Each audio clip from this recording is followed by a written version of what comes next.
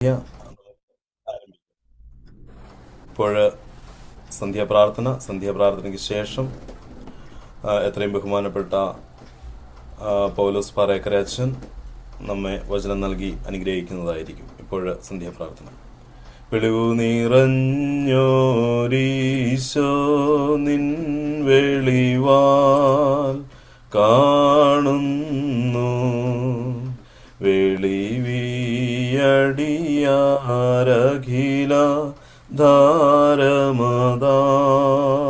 വെളിവും നീ കാന്ത്യാ ഞങ്ങളെ നീതാതൻ കതിരെ ശോഭിപ്പിക്കും. പിതാവും പുത്രനും പരിശുദ്ധമായ സത്യമുള്ള ദൈവത്തിന്റെ ഒരു നാമത്തിൽ തനിക്ക് സ്തുതി. നമ്മുടെ വേദന കൊണ്ടായിരിക്കട്ടെ. ആമേൻ. ആകാശവും ഭൂമിയും തന്റെ സ്തുതികൾ കൊണ്ടിരിക്കുന്നു ബലവാനായ ദൈവം തമ്പുരാൻ. പരിശുദ്ധൻ പരിശുദ്ധൻ പരിശുദ്ധനോട് സ്തുതി. ദൈവമായ കർത്താവിന്റെ തിരുനാമത്തിൽ ഒന്നിനും പരിപാലിക്കുന്ന ഞാൻ വാഴ്ത്തപ്പെട്ടവനാകുന്ന വിവരങ്ങളുടെ സ്തുതി. ദൈവമേ നീ പരിശുദ്ധനാകുന്നു, ബലവാനെ നീ പരിശുദ്ധനാകുന്നു, മണ്ണുലാതെ നീ പരിശുദ്ധനാകുന്നു. ഞങ്ങൾക്ക് വേണ്ടി കുരിശിക്കപ്പെട്ടവനെ ഞങ്ങളോട് കരുണ ചെയ്യണമേ. ദൈവമേ നീ പരിശുദ്ധനാകുന്നു, ബലവാനെ നീ പരിശുദ്ധനാകുന്നു, മണ്ണുലാതെ നീ പരിശുദ്ധനാകുന്നു. ഞങ്ങൾക്ക് വേണ്ടി കുരിശിക്കപ്പെട്ടവനെ ഞങ്ങളോട് കരുണ ചെയ്യണമേ. ദൈവമേ നീ പരിശുദ്ധനാകുന്നു, ബലവാനെ നീ പരിശുദ്ധനാകുന്നു, മണ്ണുലാതെ നീ പരിശുദ്ധനാകുന്നു. ഞങ്ങൾക്ക് വേണ്ടി കുരിശിക്കപ്പെട്ടവനെ ഞങ്ങളുടെ മേലെ കരുണയുണ്ടാകണമേ. ഞങ്ങളുടെ കർത്താവേ ഞങ്ങളോട് കരുണ ചെയ്യണമേ. ഞങ്ങളുടെ കർത്താവെ കൃപയുണ്ട ഞങ്ങളോട് കരുണ ചെയ്യണമേ. ഞങ്ങളുടെ കർത്താവെ ഞങ്ങളുടെ ശുശ്രൂഷയും പ്രാർത്ഥന കൈക്കൊണ്ട് ഞങ്ങളോട് കരുണ ചെയ്യണമേ. ദൈവമേ നിനക്ക് സ്തുതി. കൃഷ്ണാവേ നിനക്ക് സ്തുതി. പാപികളാടിയാരോട് കരുണ ചെയ്യുന്ന മനുഷ്യ രാജാവേ നിനക്ക് സ്തുതി. പാറയ്ക്കുമോ സ്വർഗസ്നായ ഞങ്ങളുടെ പിതാവേ, എന്റെ തിരുനാമം പരിശുദ്ധമാപ്പെടണമേ. നിന്റെ രാജ്യം വരണമേ. നിന്റെ തിരുവിഷം സ്വർഗത്തിലെ പോലെ ഭൂമിയിലും ആകണമേ. ഞങ്ങൾക്ക് ആവശ്യമുള്ള അപ്പം ഞങ്ങൾക്ക് തരണമേ. ഞങ്ങളുടെ കടക്കാരോട് ഞങ്ങൾ ക്ഷമിക്കുന്നത് പോലെ ഞങ്ങളുടെ കടങ്ങളും പാവങ്ങളും ഞങ്ങളോട് ക്ഷമിക്കണമേ. പരീക്ഷയിലെ പ്രവേശിപ്പിക്കരുതേ, പിന്നെയോ ദുഷ്ടങ്ങളെ രക്ഷപ്പെടണമേ.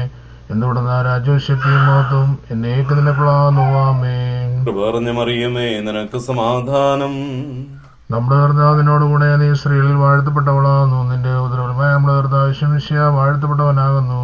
ദൈവമാതാവായ തന്നെ മറിയമേ തമ്പുരാന്റെ അമ്മേ, പാപികളായ ഞങ്ങൾക്ക് വേണ്ടി ഇപ്പോഴും എപ്പോഴും സമയത്തും ദേവരാനപേക്ഷണമേ. ആമേൻ. അനുഗ്രഹങ്ങൾ നിറഞ്ഞിരിക്കുന്നവനെ, അനുകൂലത്തിന്റെ ദിവസത്തിൽ നിന്റെ സൃഷ്ടിയെ നീ പുത്തനാക്കി അനുകൂലമാക്കണമേ. കർത്താവേ നിന്റെ ആശ്രയത്തെ കുറിച്ച് മരിച്ചതിന്റെ പരനാ നോക്കി പ്രാർത്ഥികൾ മരിച്ചുപോരെ നീ പുണ്യമാക്കണമേ. അബ്രഹാമിന്റെയും ഇസ്ഹാക്കിന്റെയും യാക്കോബിന്റെയും ഇടയിൽ അവരെ നീ വസിപ്പിക്കണമേ. വന്നവനും പരിപാലിക്കുന്നവനും മരിച്ചാലും എള്ളവാക്കുന്നവനായാലും വാഴ്ത്തപ്പെട്ടവനാകുന്നു എന്ന് ശരീരമാൽ ശരീരമായിട്ട് വിളിച്ച് പറയുമാറണമേ. ആമേൻ. ദൈവമേ നീ പരിശുദ്ധനാകുന്നു, ബലവാനെ നീ പരിശുദ്ധനാകുന്നു, മണ്ണുലാതെ നീ പരിശുദ്ധനാകുന്നു. ഞങ്ങൾക്ക് വേണ്ടി കുരിശിക്കപ്പെട്ടവനെ ഞങ്ങളോട് കരുണ ചെയ്യണമേ. ദൈവമേ നീ പരിശുദ്ധനാകുന്നു, ബലവാനെ നീ പരിശുദ്ധനാകുന്നു, മണ്ണുലാതെ നീ പരിശുദ്ധനാകുന്നു. ഞങ്ങൾക്ക് വേണ്ടി കുരിശിക്കപ്പെട്ടവനെ ഞങ്ങളോട് നീ പരിശുദ്ധനാകുന്നു, ബലവാനെ നീ പരിശുദ്ധനാകുന്നു, മണ്ണുലാതെ നീ പരിശുദ്ധനാകുന്നു. ഞങ്ങൾക്ക് വേണ്ടി കുരിശിക്കപ്പെട്ടവനെ ഞങ്ങളോട് കരുണ ചെയ്യണമേ. ഞങ്ങളുടെ കർത്താവേ ഞങ്ങളോട് കരുണ ചെയ്യണമേ. ഞങ്ങളുടെ കർത്താവെ കൃപയുണ്ട ഞങ്ങളോട് കരുണ ചെയ്യണമേ. ഞങ്ങളുടെ കർത്താവെ ഞങ്ങളുടെ ശുശ്രൂഷയും പ്രാർത്ഥന കൈക്കൊണ്ട് ഞങ്ങളോട് കരുണ ചെയ്യണമേ. ദൈവമേ നിനക്ക് സ്തുതി. കൃഷ്ണാവേ നിനക്ക് സ്തുതി. പാപികളാ നിന്റെ ഇടയാരോട് കരുണ ചെയ്യുന്ന മിശിഹാ രാജാവേ നിനക്ക് സ്തുതി. പാറയ്ക്കുമോ സ്വർഗസ്നായ ഞങ്ങളുടെ പിതാവേ, നിന്റെ തിരുനാമം പരിശുദ്ധമാപ്പെടണമേ. നിന്റെ രാജ്യം വരണമേ. നിന്റെ തിരുവിഷം സ്വർഗത്തിലെ പോലെ ഭൂമിയിലുമാകണമേ. ഞങ്ങൾക്ക് ആവശ്യമുള്ള അപ്പം ഞങ്ങൾക്ക് തരണമേ. ഞങ്ങളുടെ കടക്കാരോട് ഞങ്ങൾ ക്ഷമിച്ചതുപോലെ ഞങ്ങളുടെ കടങ്ങളും പാവങ്ങളും ഞങ്ങളോട് ക്ഷമിക്കണമേ. പരീക്ഷയിലേക്കുള്ള പ്രവേശിപ്പിക്കരുതേ, പിന്നെയോ ദുഷ്ടങ്ങളെ രക്ഷപ്പെടണമേ. എന്തുകൊണ്ടെന്ന രാജ്യവും ശക്തിയും മഹത്വവും എന്നേക്കും നിനക്കുള്ളതാകുന്നു. ആമേൻ. മറിയമേ നിനക്ക് സമാധാനം. നമ്മുടെ കർത്താവ് നിന്നോടുകൂടെ നീ സ്ത്രീകളിൽ വാഴ്ത്തപ്പെട്ടവളാകുന്നു. നിന്റെ ഉദരഫലമായ നമ്മുടെ കർത്താവ് ശംശിയ വാഴ്ത്തപ്പെട്ടവനാകുന്നു. ദൈവമാതാവായ തന്നെ മറിയമേ തമ്പുരാന്റെ അമ്മേ, പാപികളാ ഞങ്ങൾക്ക് വേണ്ടി ഇപ്പോഴും എപ്പോഴും സമയത്തും ദൈവതമ്പുരാന്റെ അപേക്ഷണമേ. ആമേൻ. കർത്താവേ നിന്നെ ഞാൻ വിളിച്ചുവല്ലോ, എന്നോട് ഉത്തരം അരുളി ചെയ്യണമേ. എന്റെ വചനങ്ങളെ സൂക്ഷിച്ചു കേട്ട് കൈക്കൊള്ളുകയും ചെയ്യണമേ. എന്റെ പ്രാർത്ഥന മുമ്പ് ധൂപം പോലെ എന്റെ കൈകൾ കാഴ്ചസന്ധിയുടെ വഴിപാട് പോലെ ഇരിക്കുമാറാകണമേ. എന്റെ ഹൃദയം ദുഷ്ടകാര്യം ചായാതെയും ഞാൻ അന്യായക്രിയകൾ പ്രവർത്തിക്കാതെ ഇരിക്കത്തക്കവണ്ണം എന്റെ വായ്ക്ക് വാദനങ്ങൾക്കും കാവൽക്കാരനെ നിയമിക്കണമേ. ദുഷ്ടമനുഷ്യരോടുകൂടെ ഞാൻ ചേരുമാറാകരുതേ. നീതിമാനെ പഠിപ്പിക്കുകയും ശാസിക്കുകയും ചെയ്യട്ടെ. ദുഷ്ടന്മാരുടെ എണ്ണ എന്റെ തലയ്ക്കൊഴുപ്പാകാതിരിക്കട്ടെ. എന്തെന്നാൽ എന്റെ പ്രാർത്ഥന അവരുടെ ദോഷനിമിത്തമാകുന്നു. അവരുടെ വിധികർത്താക്കൾ പാറയാൽ തടയപ്പെട്ടു. ഇമ്പമുള്ള എന്റെ വചനങ്ങളെ അവർ കേട്ടു. ഭൂമിയെ പിളർക്കുന്ന പോലെ ശവക്കുഴിയുടെ വായ്ക്കരെ അവരുടെ അസ്ഥികൾ ചിതറപ്പെട്ടു. കർത്താവേ, ഞാൻ നിന്റെ കണ്ണുകൾ നിന്റെ അടുക്കലേക്ക് ഉയർത്തി നിന്നിൽ ശരണപ്പെട്ടു. എന്റെ ആത്മാവിനെ തള്ളിക്കളയരുതേ. എനിക്കായ കനികൾ മറച്ചു വെച്ചിട്ടുള്ള പ്രശംസക്കാരുടെ കയ്യിൽ നിന്നെ കാത്തുകൊള്ളണമേ. ഞാൻ കടന്നു പോകുന്നവർ ന്യായക്കാർ തങ്ങളുടെ വലകളിൽ വിമിച്ചു വീഴട്ടെ. എന്റെ ശബ്ദത്താൽ ഞാൻ കർത്താവിനെ വിളിച്ചു. എന്റെ ശബ്ദത്താൽ ഞാൻ കർത്താവിനോട് പ്രാർത്ഥിച്ചു. അവന്റെ മുമ്പാകെ ഞാൻ എന്റെ സങ്കടം ബോധിപ്പിച്ചു. അവന്റെ മുമ്പാകെ ഞാൻ എന്റെ ഞെരുക്കം അറിയിക്കുകയും ചെയ്തു. എന്റെ ആത്മാവ് വിഷാദിക്കുമ്പോൾ നീ എന്റെ ഊടുവഴികൾ അറിയുന്നുവല്ലോ. എന്റെ നടപ്പുകളുടെ വഴിയിൽ അവർ എനിക്ക് ആയിക്കണികൾ മറച്ചു വെച്ചു. ഞാൻ വലത്തോട്ട് നോക്കി എന്നെ അറിയുന്നവനില്ലെന്ന് ഞാൻ കണ്ടു. സങ്കേതസ്ഥലം എനിക്കില്ലാതായ എന്റെ ദയയ്ക്ക് വേണ്ടി പാരം ചോദിക്കുന്നവനുമില്ല. കർത്താവെ, ഞാൻ നിന്നെടുക്ക് നിലവിളിച്ചു. കർത്താവെ, ജീവിച്ചിരിക്കുന്നവരുടെ ദേശത്ത് എന്റെ ആശ്രയവും എന്റെ ഓഹരിയും നീയാകുന്നു എന്ന് ഞാൻ പറഞ്ഞു. ഞാൻ ഏറ്റവും എളിമപ്പെട്ടിരിക്കുന്നതുകൊണ്ട് എന്റെ അപേക്ഷയെ സൂക്ഷിച്ചു കേൾക്കണമേ. എന്നെ പീഡിപ്പിക്കുന്നവർ എന്നേക്കാൾ ബലവാന്മാരായിരിക്കുന്നതുകൊണ്ട് അവരിൽ നിന്നെ രക്ഷിക്കണമേ. ഞാൻ നിന്റെ നാമത്തിൽ സ്തോത്രം ചെയ്യുവാനായിട്ട് എന്റെ പ്രാണനെ കാരാഗൃഹത്തിൽ നിന്നും പുറപ്പെടുപ്പിക്കണമേ. നീ എനിക്ക് ഉപകാരം ചെയ്യുമ്പോൾ നിന്റെ നീതിമാന്മാർ എന്നെ പ്രതീക്ഷിച്ചിരിക്കും. നിന്റെ വചനം എന്റെ കാലുകൾക്ക് വിളക്കും എന്റെ ഊടുവഴികൾക്ക് പ്രകാശവുമാകുന്നു. നിന്റെ നീതിയുള്ള വിധികൾ ആചരിപ്പാനായിട്ട് ഞാൻ ആണയിട്ട് നിശ്ചയിച്ചു. ഞാൻ ഏറ്റവും ക്ഷീണിച്ചു. കർത്താവേ, നിന്റെ വചനപ്രകാരം എന്നെ ജീവിപ്പിക്കണമേ. കർത്താവിന്റെ വായൽ വചനങ്ങളിൽ നീ ഇഷ്ടപ്പെടണമേ. നിന്റെ ന്യായങ്ങളിൽ നിന്ന് എന്നെ പഠിപ്പിക്കണമേ. എന്റെ ദൈവമല്ല ഇപ്പോഴും നിന്റെ കൈകളിരിക്കുന്നു. നിന്റെ വേദപ്രമാണം ഞാൻ മറന്നില്ല. പാപികൾ എനിക്കായി കെണികൾ വെച്ചു, എന്നാലും ഞാൻ നിന്റെ കൽപ്പനയിൽ നിന്ന് മാറിപ്പോയില്ല. ഞാൻ നിന്റെ സാക്ഷ്യനേക്ക് അവകാശമായി സ്വീകരിച്ചു, എന്നാൽ അതിന്റെ ഹൃദയത്തിൽ ആനന്ദമാകുന്നു. നിന്റെ കൽപ്പന എന്നേക്ക് സത്യത്തോട് നിർത്തിപ്പാനായിട്ട് ഞാൻ എന്റെ ഹൃദയം തിരിച്ചു. സകല ജാതികളുമേ കർത്താവിനെ സ്തുതിപ്പിൻ. സകലജനങ്ങളുമേ അവനെ സ്തുതിപ്പിൻ. എന്തെന്നാൽ അവന്റെ കൃപ നമ്മുടെ മേൽ ബലപ്പെട്ടിരിക്കുന്നു. അവൻ സത്യമായിട്ട് എന്നേക്കും കർത്താവാകുന്നു. ദൈവമേ, സ്തുതിക്കുമാകുന്നു. കർത്താവേ, കരുണയോട് നിന്റെ ചെവിയാഴ്ച ഞങ്ങളുടെ പ്രാർത്ഥന കേട്ട് ഞങ്ങൾക്ക് ഉത്തരമല്ല ചെയ്യണമേ. ഞങ്ങളുടെ ശുശ്രൂഷയും പ്രാർത്ഥനകളും ദൈവത്തോട് കൈക്കൊള്ളുവാൻ നിനക്ക് ഇഷ്ടമുണ്ടാകുകയും ചെയ്യണമേ. കർത്താവേ, ഞങ്ങളുടെ പ്രാർത്ഥന നിന്റെ സന്നിധിയിൽ സുഗന്ധവർഗം പോലെ ഇമ്പമായി ഭവിക്കണമേ. സുഗന്ധവും പോലെ എന്റെ സന്നിധിയിലേക്ക് ഉരുമാറാകണമേ. സുഗന്ധവരങ്ങളുടെ വാസന നിനക്കുമ്പമായിരിക്കുന്നത് പോലെ അയോഗ്യരായ ഞങ്ങളുടെ നമസ്കാരങ്ങളും പ്രാർത്ഥനയുള്ള അപേക്ഷകളും സ്തോത്രങ്ങളും പ്രീതിയോടെ നീ കൈക്കൊള്ളുകയും ഞങ്ങളുടെ യാചനകൾക്ക് മറുപടി നൽകുകയും ചെയ്യണമേ. ബാറക്കുമോ. കന്യകയായ ദൈവമാതാവേ, എല്ലാ ഭാഗങ്ങൾക്ക് വന്നുകൂടുന്ന ഉപദ്രവങ്ങളെയും ലോകസമുദ്രത്തിന്റെ ഓളങ്ങളെയും ചുഴലികളെയും നീ തടയണമേ. മാതാവേ, ദൈവസന്നിധി നിനക്കുള്ള ധൈര്യമായ പ്രവേശനം മൂലം ദൈവം ഞങ്ങൾക്ക് കരുണയും പാവമോചനവും രോഗികൾക്ക് സൗഖ്യവും ഞെരുക്കത്തിലിരിക്കുന്നവർക്ക് ആശ്വാസവും അകലെ പോയിരിക്കുന്നവർക്ക് തിരിച്ചുവരവ് നൽകുവാനായിട്ട് ഞങ്ങൾക്ക് വേണ്ടി അപേക്ഷിക്കണമേ. സഹോദരന്മാരെ, ജലപ്രളയകാലത്ത് നീതിമാനായ നോഹ തന്നോടുകൂടെ പെട്ടകത്തിനകത്ത് പ്രവേശിച്ച ജീവജന്തുക്കളെ അതിന്റെ ഉള്ളിൽ മറച്ചുകൊണ്ട പ്രകാരം നിങ്ങൾ ലോകത്തെ ചുറ്റിരി നിരമാലകളിൽ നിന്നും ചുളിയിൽ നിന്നും അതിനെ മറച്ചുകൊള്ളണമേ. മോർ ഗ്രിഗോറിയസ് ബാബ, നിന്റെ ശോഭമേലുള്ളവർ വിസ്മയിപ്പിച്ചു. നിന്റെ ശ്രേഷ്ഠമായ നാമം താഴെയുള്ളവരുടെ ഇടയിൽ പൊഴുത്തപ്പെടുന്നു. നിന്റെ യജമാനമിശ്യ നിന്റെ നല്ല നടപടികളെ കണ്ട് നിന്റെ ഓർമ്മകളെ ബഹുമാനിച്ച് ശ്രേഷ്ഠപ്പെടുത്തിയിരിക്കുന്നു. നിന്റെ പ്രാർത്ഥന ഞങ്ങളുടെ കൂടെ ഉണ്ടായിരിക്കണമേ. പരമാർത്ഥികളെ സ്നേഹിക്കുന്ന നിർമ്മലനായിരിക്കും ദൈവമായ കർത്താവേ, ഞങ്ങൾക്കെല്ലാം ഇപ്പോഴും നിർമ്മല ഹൃദയത്തെ തരണമേ. നിനക്കിഷ്ടമില്ലാത്തവർക്ക് വിചാരങ്ങളെയും ദുശ്ചിന്തകളെയും ഞങ്ങളിൽ നിന്ന് നീക്കിക്കളയണമേ. കർത്താവേ, കളൻ തുറന്നു കൊടുത്ത പ്രകാരം നിന്റെ കരുണാവാതിൽ ഞങ്ങൾക്കും തുറന്നു തരണമേ. ചുങ്കക്കാരന്റെയും ഭാവനെ ആശ്രയുടെ അനുതാപത്തെ കൈക്കൊണ്ടതുപോലെ ഞങ്ങളുടെ അനുതാപത്തെയും കൈക്കൊള്ളണമേ. മാനസാന്തരപ്പെട്ട എന്റെ അടുക്കിലേക്ക് ഒരു അനുതാപക്കാരിൽ പ്രീതിപ്പെടുന്ന കരുണാപൂർണ്ണായ കർത്താവേ, നിന്നെ ഉപേക്ഷിച്ച് പറഞ്ഞ എന്റെ ശേഷം ശമോനെ നീ പുണ്യപ്പെടുത്തിയ പ്രകാരം ഞങ്ങളുടെ കടങ്ങളെയും പാപങ്ങളെയും പരിഹരിക്കണമേ. കർത്താവേ, നിന്റെ അന്യമായ ന്യായവിസ്താരത്തിൽ മുഖപക്ഷമില്ലാത്തതിനെ ഓർത്ത് കുറ്റക്കാരായ ഞങ്ങൾ ഏറ്റവും ദുഃഖിക്കുന്നു. ഭയങ്കരമേറിയ കണക്ക് പുസ്തകങ്ങൾ തുറക്കപ്പെട്ട് ഞങ്ങളുടെ കുറ്റങ്ങൾ വായിക്കപ്പെടുന്ന സമയത്ത് നിന്റെ കൃപ പ്രബലപ്പെട്ടതിന്റെ നീതിയാൽ ഞങ്ങളെ സഹായിക്കണമേ. കുറ്റക്കാരായ ഞങ്ങൾക്ക് മോചനം ലഭിക്കുകയും ചെയ്യുമാറാകണമേ. കർത്താവേ, ഞങ്ങൾ പാപം ചെയ്തു പോയെന്ന് ഞങ്ങൾ സമ്മതിക്കുന്നു. ദൈവത്തോട് ഞങ്ങളോട് കരുണ ചെയ്യണമേ. കർത്താവേ, പുണ്യപ്പെടുത്താൻ ശരീരത്തിൽ രക്തം അനുഭവിച്ചിട്ടുള്ള വിശ്വാസികളായ മരിച്ചുപോയവരെ കുറിച്ച് നല്ല സ്മരണ ഉണ്ടാകുമാറാകണമേ. കർത്താവേ, നിന്റെ മാലാഖമാരോടുകൂടെ മഹത്വത്തിൽ നീ വരുമ്പോൾ ഞങ്ങളുടെ മരിച്ചുപോയവർ മുഖപ്രസാദത്തോടുകൂടെ നിന്റെ വലത് ഭാഗത്ത് നിന്നുകൊണ്ട് ദൈവത്വത്തെ സ്തുതിക്കുമാറാകണമേ. മുറിയോറാകെ കർത്താവേ, നിന്റെ മാതാവിന്റെ ദിവ്യന്മാർ, സ്ലീഹന്മാർ, സഹോദരന്മാർ മുതലായ പരിശുദ്ധന്മാരുടെ ഓർമ്മയിൽ ഞങ്ങളെ സമ്മതിപ്പിക്കണമേ. ഇവരുടെ പ്രാർത്ഥനകളാൽ ജീവനോടിരിക്കുന്ന ഞങ്ങളെ കാത്തുകൊള്ളുകയും വിശ്വാസികളെ ഞങ്ങൾ വാങ്ങിപ്പോരെ നിന്റെ കരുണയാൽ പുണ്യപ്പെടുത്തുകയും ചെയ്യണമേ. മോറാനേശ്മിശീഹ, നിന്റെ കരുണാവാതിൽ ഞങ്ങളുടെ നേരെ അടയ്ക്കരുത്. കർത്താവെ, ഞങ്ങൾ പാപികളാകുന്ന നിങ്ങളേറ്റു പറയുന്നു, ഞങ്ങളോട് കരുണയുണ്ടാകണമേ. കർത്താവെ, നിന്റെ മരണത്താൽ ഞങ്ങൾ മരണം മാഞ്ഞു പോവാനായിട്ട് നിന്റെ സ്ഥാനത്തിൽ ഞങ്ങളുടെ അടുക്കിലേക്ക് ഇറക്കിക്കൊണ്ട് ഞങ്ങളോട് കരുണ ചെയ്യണമേ. ദൈവമേ, നീ പരിശുദ്ധനാകുന്നു. ബലവാനെ, നീ പരിശുദ്ധനാകുന്നു. മനോലാദനെ, നീ പരിശുദ്ധനാകുന്നു. ഞങ്ങൾക്ക് വേണ്ടി കുരിശിക്കപ്പെട്ടവനെ ഞങ്ങളോട് കരുണ ചെയ്യണമേ. ദൈവമേ, നീ പരിശുദ്ധനാകുന്നു. ബലവാനെ, നീ പരിശുദ്ധനാകുന്നു. മനോലാദനെ, നീ പരിശുദ്ധനാകുന്നു. ഞങ്ങൾക്ക് വേണ്ടി കുരിശിക്കപ്പെട്ടവനെ ഞങ്ങളോട് കരുണ ചെയ്യണമേ. ദൈവമേ, നീ പരിശുദ്ധനാകുന്നു.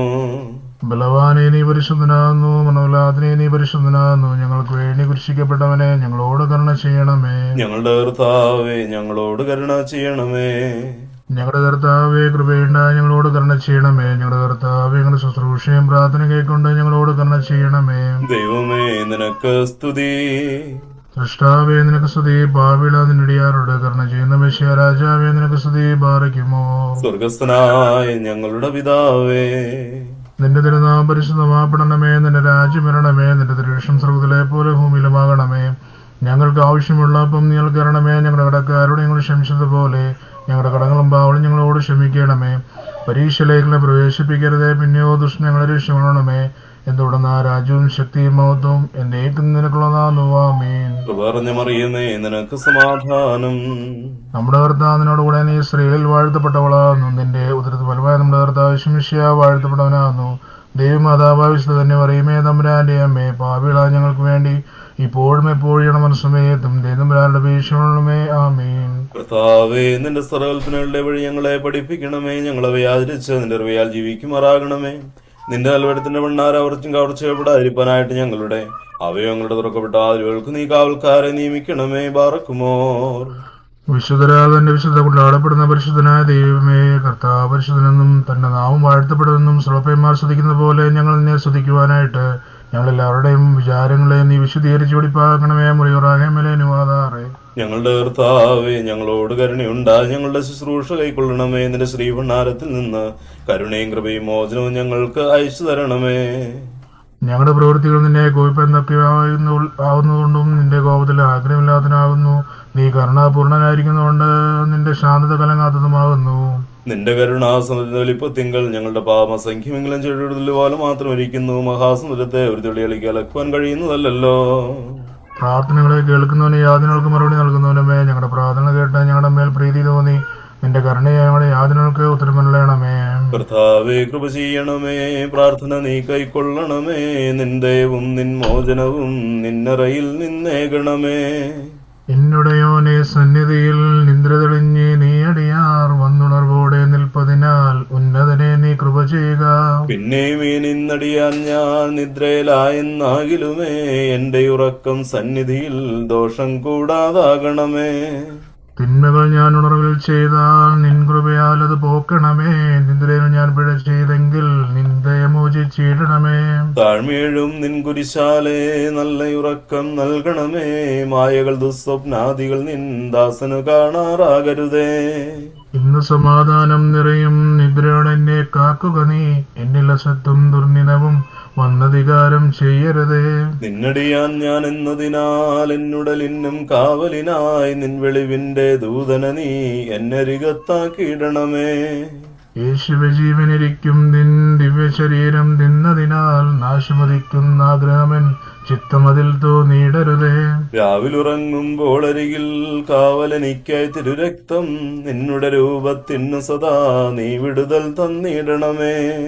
നിൻ കൈമണിഞ്ഞോരെന്നുടലിൽ നിന്റെ വലങ്കൈ ആകണമേ. നിൻ കൃപ ചുറ്റും കോട്ടയുമായി കാവലതായും തീരണമേ. അംഗമടങ്ങും നിദ്രയതിൽ നിൻബലം എന്നെ കാക്കണമേ. എന്റെ ഉറക്കം നിന്നരികിൽ ധൂപം പോലെയുമാകണമേ. അൻപോട് നിന്നെ പ്രസവിച്ചോരമ്മയുടെ നൽ പ്രാർത്ഥനയാൽ എൻ ശയനത്തിന്മേൽ രാവിൽ ദുഷ്ടനടുക്കാറാകരുതേ.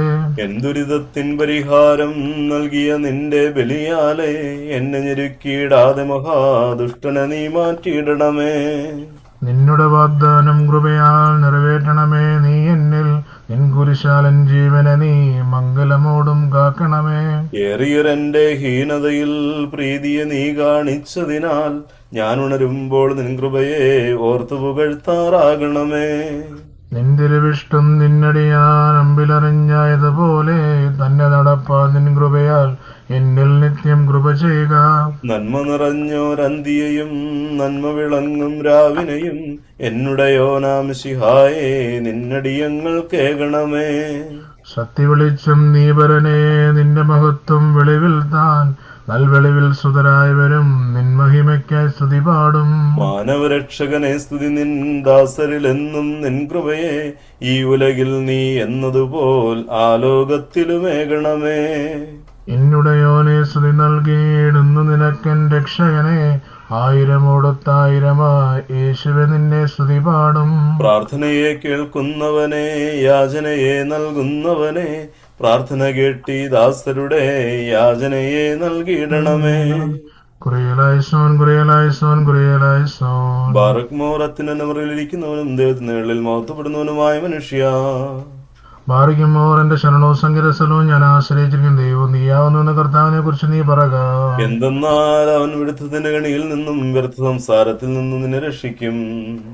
അവൻ നിന്റെ തൂവല് കൊണ്ട് നിന്നെ രക്ഷിക്കും. അവന്റെ ചിറയിനും കീഴിൽ നീ മറയ്ക്കപ്പെടും. അവന്റെ സത്യം നിന്റെ ചുറ്റിലുമായതുമായിരിക്കും. നീ രാത്രിയിലെ ഭയത്തിൽ നിന്നും പകൽ പറക്കുന്ന അസ്ത്രത്തിൽ നിന്നും ഇരുട്ടിൽ സഞ്ചരിക്കുന്ന വചനത്തിൽ നിന്നും ഉച്ചയിൽ ഊതുന്ന കാറ്റിൽ നിന്നും ഭയപ്പെടുകയില്ല. നിന്റെ ഒരു പാതായിരങ്ങളും നിന്റെ വലതു പാത 10,000 വീഴും. അവർ നിങ്കിലേക്ക് എടുക്കുകയില്ല. എന്നാലോ നീ നിന്റെ കണ്ണുകൾ കൊണ്ട് തന്നെ കാണും. ദുഷ്ടന്മാർക്കുള്ള പ്രതിവാരത്തെ നീ കാണും.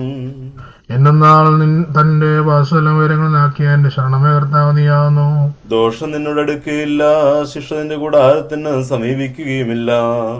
എന്നാൽ നിന്റെ സ്ഥല വഴികൾ നിന്നെ കാക്കേണ്ടതിനായിട്ടാവും നിന്നെ കുറിച്ച് നിന്റെ മാലാഖമാരോട് കൽപ്പിക്കും. നിന്റെ കാലിൽ നിനക്ക് ഇടർച്ച ഉണ്ടാകാതിരിപ്പാൻ അവർ തങ്ങളുടെ ഭുജങ്ങളിൽ നിന്നെ വഹിക്കും. കുറച്ചു സർപ്പത്തെ എർമോന സർപ്പത്തെ നീ ചവിട്ടും. സിംഹത്തെയും പെരുമാവിനെ നീ മെതിക്കും. അവൻ എന്നെ അന്വേഷിച്ചത് കൊണ്ട് ഞാൻ അവനെ രക്ഷിച്ചു ബലപ്പെടുത്തും. അവൻ എന്റെ നാമം പറഞ്ഞത് കൊണ്ട് എന്നെ വിളിക്കും. അവൻ എന്നെ വിളിക്കും, ഞാൻ അവനോടത്തിനും പറയും. ഞെരുക്കത്തിൽ അവനോടുകൂടി നിന്ന് അവനെ ബലപ്പെടുത്തി ബഹുമാനിക്കും. ദീർഘായുസ് കൊണ്ട് ഞാൻ അവനെ തൃപ്തിപ്പെടുത്തും. എന്റെ രക്ഷ അവനെ ഞാൻ കാണിക്കുകയും ചെയ്യും. ഞാൻ പർവ്വതത്തിലേക്ക് എന്റെ കണ്ണുകളെ ഉയർത്തും. എന്റെ സഹായക്കാരൻ എവിടെ നിന്ന് വരും? എന്റെ സഹായം ആകാശവും ഭൂമിയും സൃഷ്ടിച്ച കർത്താവിന്റെ സന്നിധിയിൽ നിന്നാകുന്നു. അവൻ നിന്റെ കാലിളകുവാൻ സമ്മതിക്കുകയില്ല. നിന്റെ കാവൽക്കാരൻ ഉറക്കം തൂങ്ങുകയുമില്ല. എന്തെന്നാൽ ഇസ്രായേലിന്റെ കാവൽക്കാരൻ ഉറക്കം തൂങ്ങുന്നുമില്ല, ഉറങ്ങുന്നുമില്ല. കർത്താവ് നിന്റെ കാവൽക്കാരനാകുന്നു. കർത്താവ് തന്റെ വലത്ത് കണ്ട് നിനക്ക് നിഴലിടും. പകൽ സൂര്യനോ രാത്രിയിൽ ചന്ദ്രനോ നിന്നെ ഉപദ്രവിക്കുകയില്ല. കർത്താവ് സകല ദോഷങ്ങൾ നിന്നെ കാത്തുകൊള്ളും. കർത്താവ് നിന്റെ ആത്മാവിനെ കാത്തുകൊള്ളും. അവൻ നിന്റെ ഗമനത്തെയും നിന്റെ ആഗമനത്തെയും ഇതുപോലെ നീക്കും കാത്തുകൊള്ളും. ദൈവമേ യോഗ്യമാകുന്നു. ബാറിക്കുമോ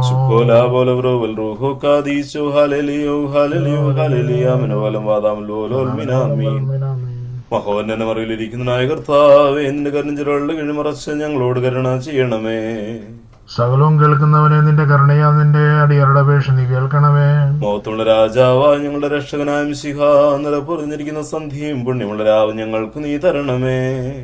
ഞങ്ങളുടെ കണ്ണുകൾ നിങ്ങളിലേക്ക് നോക്കിക്കൊണ്ടിരിക്കുന്നു. ഞങ്ങളുടെ കടങ്ങളും പാവങ്ങളും നീ പുണ്യപ്പെടുത്തി ഈ ലോകത്തിലും ആ ലോകത്തിലും ഞങ്ങളോട് കരുണ ചെയ്യണമേ. കർത്താവേ, നിന്റെ കരുണ ഞങ്ങളെ മറച്ച് നിന്റെ കൃപ ഞങ്ങളുടെ മുമ്പിൽ നിൽക്കണമേ. നിന്റെ സ്ലീബാദുഷ്ടനിൽ നിന്നും അവന്റെ സൈന്യങ്ങളിൽ നിന്നും ഞങ്ങളെ കാത്തുകൊള്ളണമേ. ഞങ്ങൾ ജീവനോടിരിക്കുന്ന നാളുകളൊക്കെ നിന്റെ വലത്ത് കൈയാണമേൽ അവസിപ്പിക്കണമേ. നിന്റെ നിരപ്പ് ഞങ്ങളുടെ ഇടയിൽ വാഴുമാറാകണമേ. നിന്നോട് അപേക്ഷിക്കുന്ന ആത്മാക്കൾക്ക് ശരണന്റെ രക്ഷയെ നീ ഉണ്ടാക്കണമേ.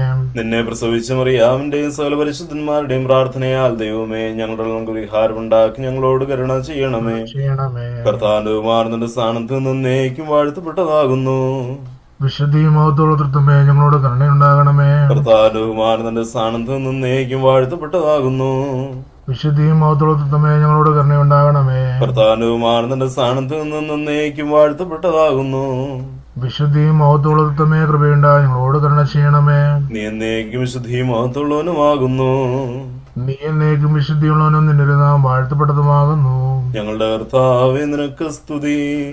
ഞങ്ങളുടെ കർത്താവേ, നിനക്ക് സ്തുതി. ഞങ്ങളുടെ കർത്താവ്, ഞങ്ങളുടെ ശരണമേ, നിനക്ക് സ്തുതി. പാറിക്കുമോ സ്വർഗസ്ഥനായ ഞങ്ങളുടെ പിതാവേ, നിന്റെ തിരുനാമം പരിശുദ്ധമാപ്പെടണമേ. നിന്റെ രാജ്യം വരണമേ. നിന്റെ ദൃശ്യം സ്വർഗ്ഗത്തിലെ പോലെ ഭൂമിയിലുമാകണമേ.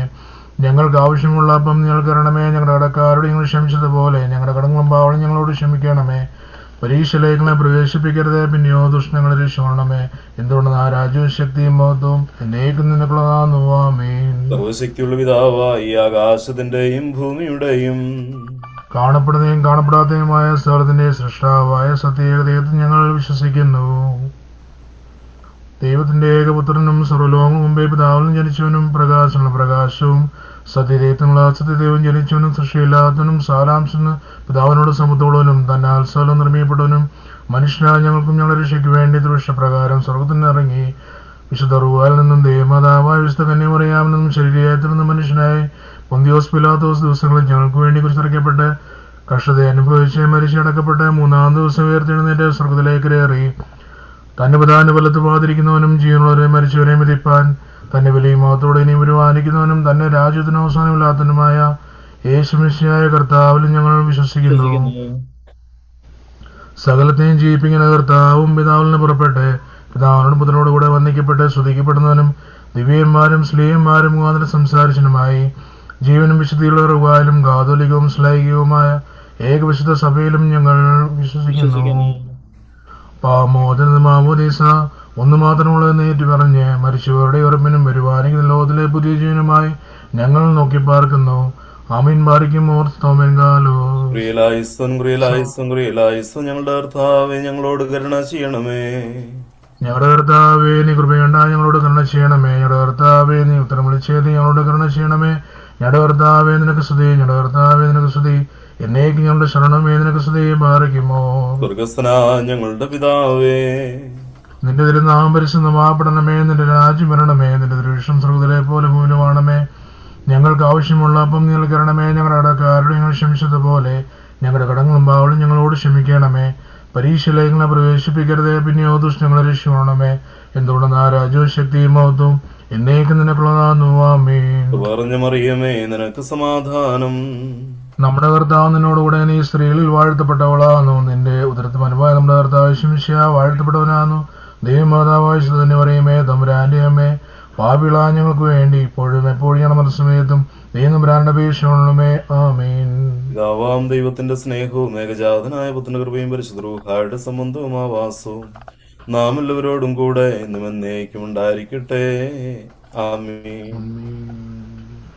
ദൈവ തിരുനാമത്തിന് മഹത്വമുണ്ടായിരിക്കട്ടെ.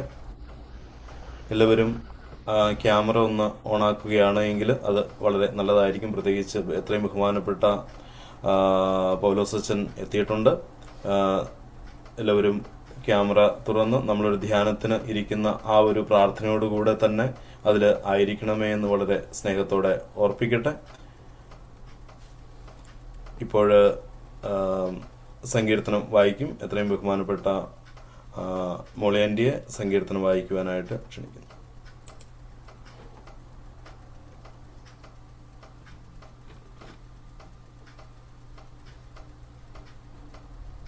മുപ്പത്തിനാലാം സങ്കീർത്തനം.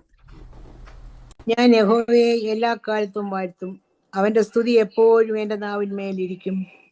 എന്റെ ഉള്ളം യഹോവയിൽ പ്രശംസിക്കുന്നു. എളിയവർ അത് കേട്ട് സന്തോഷിക്കും.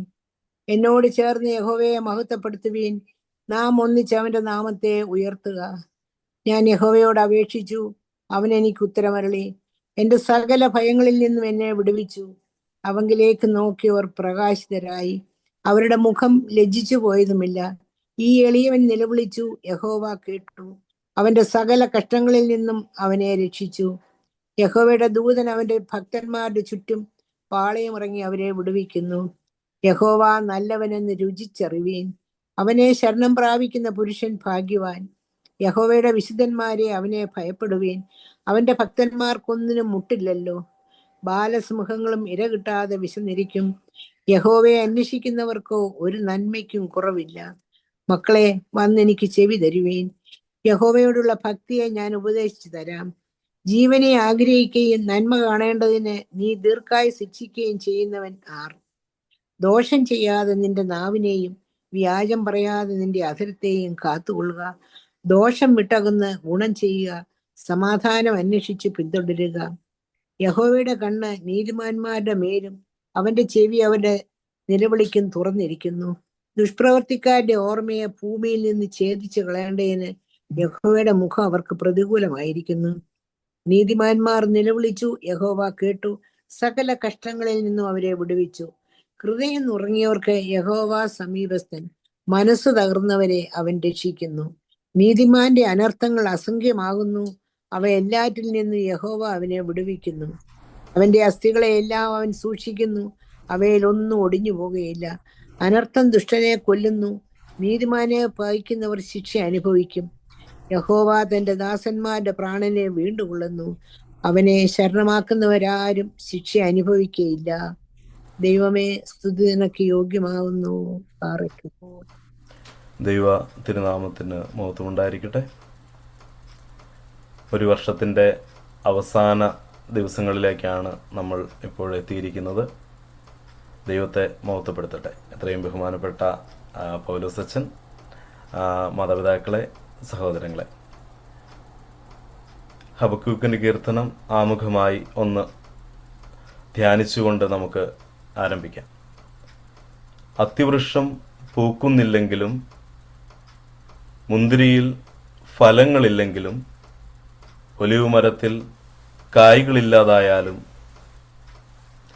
വയലിൽ ധാന്യം വിളയുന്നില്ലെങ്കിലും ആട്ടിൻകൂട്ടം ആലയിൽ അറ്റുപോയാലും കന്നുകാലികൾ തൊഴുത്തിലില്ലാതായാലും ഞാൻ കർത്താവിൽ ആനന്ദിക്കും, എൻ്റെ രക്ഷകനായ ദൈവത്തിൽ ഞാൻ സന്തോഷിക്കും. കർത്താവായ ദൈവമാണ് എൻ്റെ ബലം. കലമാൻ്റെ പാദങ്ങൾക്കെന്ന പോലെ അവിടുന്ന് എൻ്റെ പാദങ്ങൾക്ക് വേഗത നൽകി. ഉന്നതങ്ങളിൽ അവിടുന്ന് എന്നെ നടത്തുന്നു. ഹബക്കൂക്ക് 3:17-19. ഹബക്കൂക്കിൻ്റെ കീർത്തനമെന്നാണ് ഈ ഭാഗം നമ്മൾ ധ്യാനിക്കുന്നത്. ജീവിതത്തിൽ എന്തെല്ലാം നഷ്ടങ്ങൾ വന്നാലും, എവിടെയൊക്കെ ആയിരുന്നാലും, എന്തൊക്കെ കൈകളിൽ നിന്ന് അകന്നുപോയാലും എൻ്റെ രക്ഷകനായ ദൈവത്തിൽ സന്തോഷിക്കും. കർത്താവായ ദൈവമാണ് എൻ്റെ ബലം. ആ ഒരു വിശ്വാസത്തിൽ പുതിയൊരു വർഷത്തിലേക്ക് ജീവിതത്തെ ക്രമീകരിക്കുവാൻ, പുതിയൊരു വർഷത്തിലേക്ക് എന്തൊക്കെ നഷ്ടങ്ങൾ വന്നാലും കോട്ടങ്ങൾ വന്നാലും എൻ്റെ ദൈവത്തോട് ഞാൻ ചേർന്നിരിക്കും. എൻ്റെ ദൈവമാണ് എൻ്റെ സന്തോഷം. കലമാൻ്റെ പാദങ്ങൾക്ക് ബലം നൽകുന്നവനായ ദൈവം എൻ്റെ പാദങ്ങൾക്കും ബലം നൽകി ഉന്നതങ്ങളിൽ അവിടുന്ന് എന്നെ നടത്തുന്നു എന്നുള്ള ആ വലിയൊരു വിശ്വാസം പുതിയ വർഷത്തിൻ്റെ ചിന്തയായി നമ്മുടെ ഹൃദയങ്ങളിലേക്ക് വരട്ടെ എന്ന് ആമുഖമായി ഓർമ്മപ്പെടുത്തിക്കൊണ്ട് ഞാൻ എൻ്റെ ഭാഗത്തു നിന്ന് വിരമിക്കട്ടെ. എൻ്റെ വാക്കുകളേക്കാൾ കൂടുതൽ നിങ്ങളെല്ലാവരും ഏറ്റവും ശ്രദ്ധയോടെ ഇരിക്കുന്നത് എത്രയും ബഹുമാനപ്പെട്ട പാറേക്കര അച്ഛൻ്റെ, അല്ലെങ്കിൽ പൗലോസ് പാറേക്കര അച്ഛൻ്റെ, കൊർപ്പിസ്കോപ്പ അച്ഛൻ്റെ വചനങ്ങൾക്ക് ശ്രവിക്കുവാനാണ്. അച്ഛനെ ഞാൻ പരിചയപ്പെടുത്തുക എന്ന് പറഞ്ഞാൽ അത് മോശമായി പോകുമെന്ന് എനിക്കറിയാം. കാരണം നിങ്ങൾക്ക് എല്ലാവർക്കും അറിയാവുന്നതാണ് അച്ഛനെ. അച്ഛൻ്റെ വചനങ്ങൾ എത്രയോ ആളുകൾക്ക് രൂപാന്തരം വരുത്തിയിട്ടുണ്ട്. അനേക ആളുകളിലേക്ക് വലിയ അനുഗ്രഹം ചൊരിഞ്ഞിട്ടുള്ള, കൃപ ചൊരിഞ്ഞിട്ടുള്ള വചനങ്ങൾ നൽകി അച്ഛനെ നമുക്ക് ഏവർക്കും അറിയാവുന്നതാണ്. വളരെ സ്നേഹത്തോടെ, യാതൊരു ഔപചാരികതയും ഇല്ലാതെ വളരെ സ്നേഹത്തോടെ അച്ഛനെ വചന ശുശ്രൂഷയ്ക്കായി ക്ഷണിക്കുന്നു. അച്ഛ. ദൈവത്തിന് സ്തുതി. പിതാവിനും പുത്രനും പരിശുദ്ധ റൂഹായിക്കും സ്തുതി. ആദ്യം മുതൽ നമ്മുടെ മേൽ ദൈവകരുണയും മനോഗുണവും എന്നേക്കും ഉണ്ടായിരിക്കട്ടെ. ആമേൻ. ദൈവത്തിൻ്റെ പരിശുദ്ധമായ തിരുനാമത്തിന് മഹത്വമുണ്ടാകട്ടെ. ക്രിസ്തു യേശുവിൽ ഏറ്റവും ബഹുമാനപ്പെട്ട ബിനുവച്ചൻ, വാൻകൂവർ ഇടവകയുടെ ഭരണസാരഥികളെ, ഇടവകയിലെ എല്ലാ അംഗങ്ങളുമേ, ഇന്ന് ഈ സൂം ലിങ്കിലൂടെ ഈ പ്രാർത്ഥനയിൽ പങ്കുചേരുന്ന എല്ലാ പ്രിയപ്പെട്ടവരുമേ, നിങ്ങൾക്കെല്ലാവർക്കും നമ്മുടെ കർത്താവും രക്ഷിതാവുമായ യേശു മിശിഹായുടെ അതിപരിശുദ്ധമായ പുണ്യതിരുനാമത്തിൽ സ്നേഹവന്ദനം. നിങ്ങൾക്ക് 2025 ആണ്ടിലെ സായാഹ്നമാണ്, അവസാനത്തെ സായാഹ്നമാണ്. ഞങ്ങൾക്കോ 2026 ആദ്യത്തെ പ്രഭാതമാണ്. ഈ ഒരു ദിവസം നിങ്ങൾക്കൊരു രാത്രി കൂടെ ഇരുണ്ട് വിളക്കുമ്പോൾ ഒരു പുതിയ വർഷത്തിലേക്ക് ചുവടുവെക്കുകയാണ്. ഇത് ഒരു അനുഗ്രഹത്തിൻ്റെ അവസരമാണ്. സാധാരണ നിലയിൽ ഇങ്ങനെയുള്ള സന്ദർഭങ്ങളെ ആഘോഷമാക്കുന്നവരാണ് ലോകത്തെമ്പാടുമുള്ളത്. ആഘോഷത്തിമിർപ്പിൽ അത് പല വിധത്തിൽ ആഘോഷിച്ച് അവർ സന്തോഷിക്കുകയാണ്. എന്നാൽ യഥാർത്ഥത്തിൽ ഈ ഒരു പുതുവർഷം പിറക്കുന്ന സന്ദർഭത്തിൽ ദൈവമുഖത്തേക്ക് നോക്കുവാൻ, ദൈവവചനത്തിൻ്റെ തണലിലിരിക്കുവാൻ, ഒന്ന് പുറകോട്ട് തിരിഞ്ഞു നോക്കുവാൻ, ഭാവിയെക്കുറിച്ചൊന്ന് പ്രത്യാശിക്കുവാൻ, പുതിയ ദർശനങ്ങളും കാഴ്ചപ്പാടുകളും ദൈവസന്നിധിയിൽ രൂപപ്പെടുത്തിയെടുക്കുവാൻ ഈ കൂട്ടായ്മ കാണിച്ചിട്ടുള്ള സന്തോഷത്തെ ഓർത്ത് ദൈവത്തെ മഹത്വപ്പെടുത്തട്ടെ.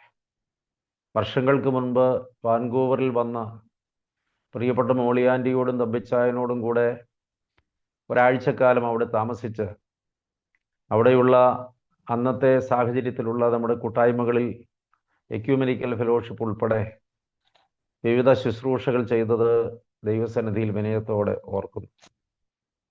വളരെ വർഷത്തെ ഇടവേളയ്ക്ക് ശേഷമാണ് വാൻകൂവറിലുള്ള ദൈവമക്കളോട് ഇങ്ങനെ സംസാരിക്കുവാൻ സാധിക്കുന്നത്. ഇപ്പോൾ നമുക്കവിടെ സ്വന്തമായൊരു ഇടവകയും ഒരച്ഛനും ക്രമീകരണങ്ങളും ഒക്കെ ഉണ്ട് എന്ന് ഓർത്ത് ദൈവത്തെ മഹത്വപ്പെടുത്തട്ടെ. ഇനിയൊരവസരത്തിൽ മുഖാമുഖം കാണുവാൻ കർത്താവ് നമുക്ക് സംഗതി വരുത്തുന്നുവെങ്കിൽ അത് ദൈവപദ്ധതി എന്ന് വിലയിരുത്തുകയും ദൈവത്തെ സ്തുതിക്കുകയും ചെയ്യട്ടെ. 1 മണിക്കൂർ സമയം കൊണ്ട് ദൈവത്തിൻ്റെ വചനത്തിൽ നിന്ന് നിങ്ങളോട് ആലോചനകൾ പറയുകയാണ് ഇന്ന് എന്നിൽ നിക്ഷിപ്തമായിരിക്കുന്ന ചുമതല.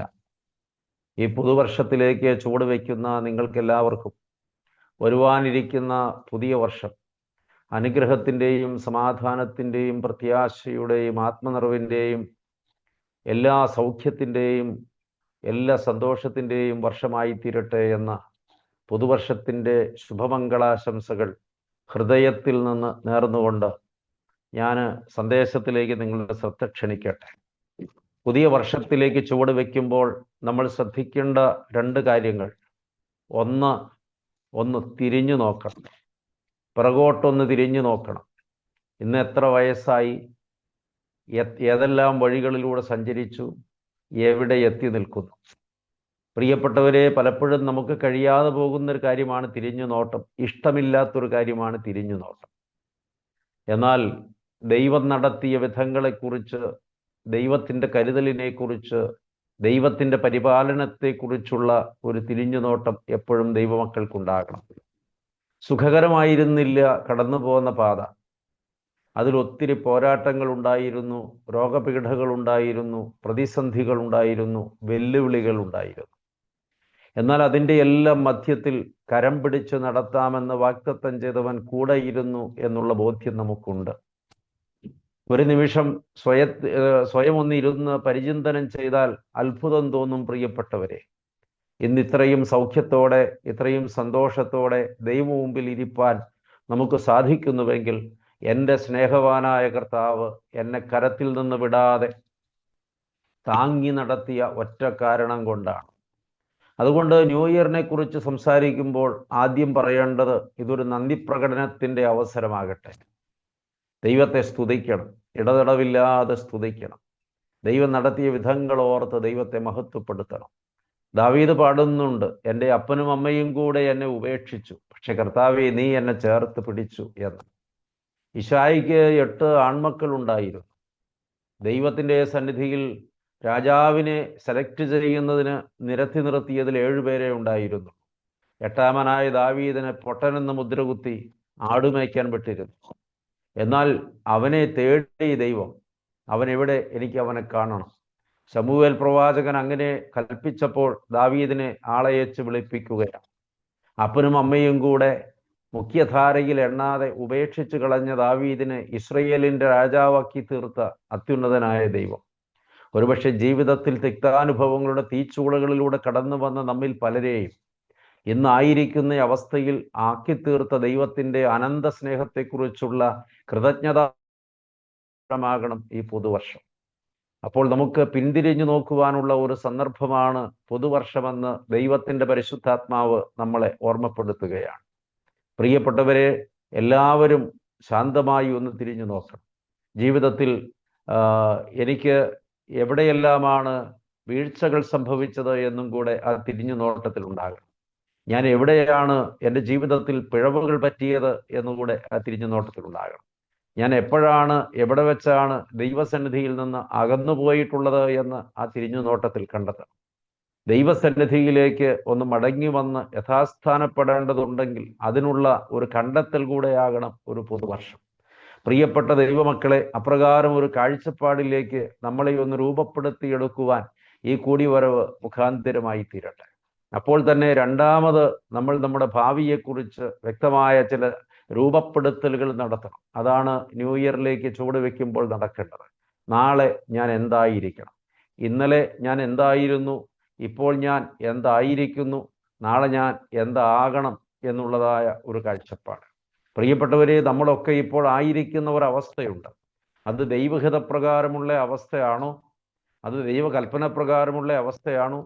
അത് വേദപ്രമാണങ്ങൾ പ്രകാരമുള്ള അവസ്ഥയാണോ എന്ന് സ്വയം പരിശോധിക്കുവാൻ നമുക്കെല്ലാവർക്കും കർത്തവ്യമുണ്ട്. അല്ലെന്നാണ് ഉള്ളം പറയുന്നതെങ്കിൽ ദൈവവചനപ്രകാരം ഞാൻ ആയിരിക്കേണ്ടതുപോലെ ആയിത്തീരുവാൻ എൻ്റെ ജീവിതത്തിൽ വളരെ നിർണായകമായ ചില തീരുമാനങ്ങൾ എടുക്കുക കൂടെ ചെയ്യേണ്ട അവസരമാണ് പുതുവർഷം. എല്ലാ വർഷവും ന്യൂ ഇയർ വരുമ്പോൾ നമ്മൾ കുറേ നല്ല തീരുമാനങ്ങളൊക്കെ എടുക്കാറുണ്ട്. ഒരുപക്ഷെ കുറച്ച് ദിവസങ്ങളൊക്കെ ആ തീരുമാനത്തിൽ നമ്മൾ നിൽക്കാറുണ്ട്.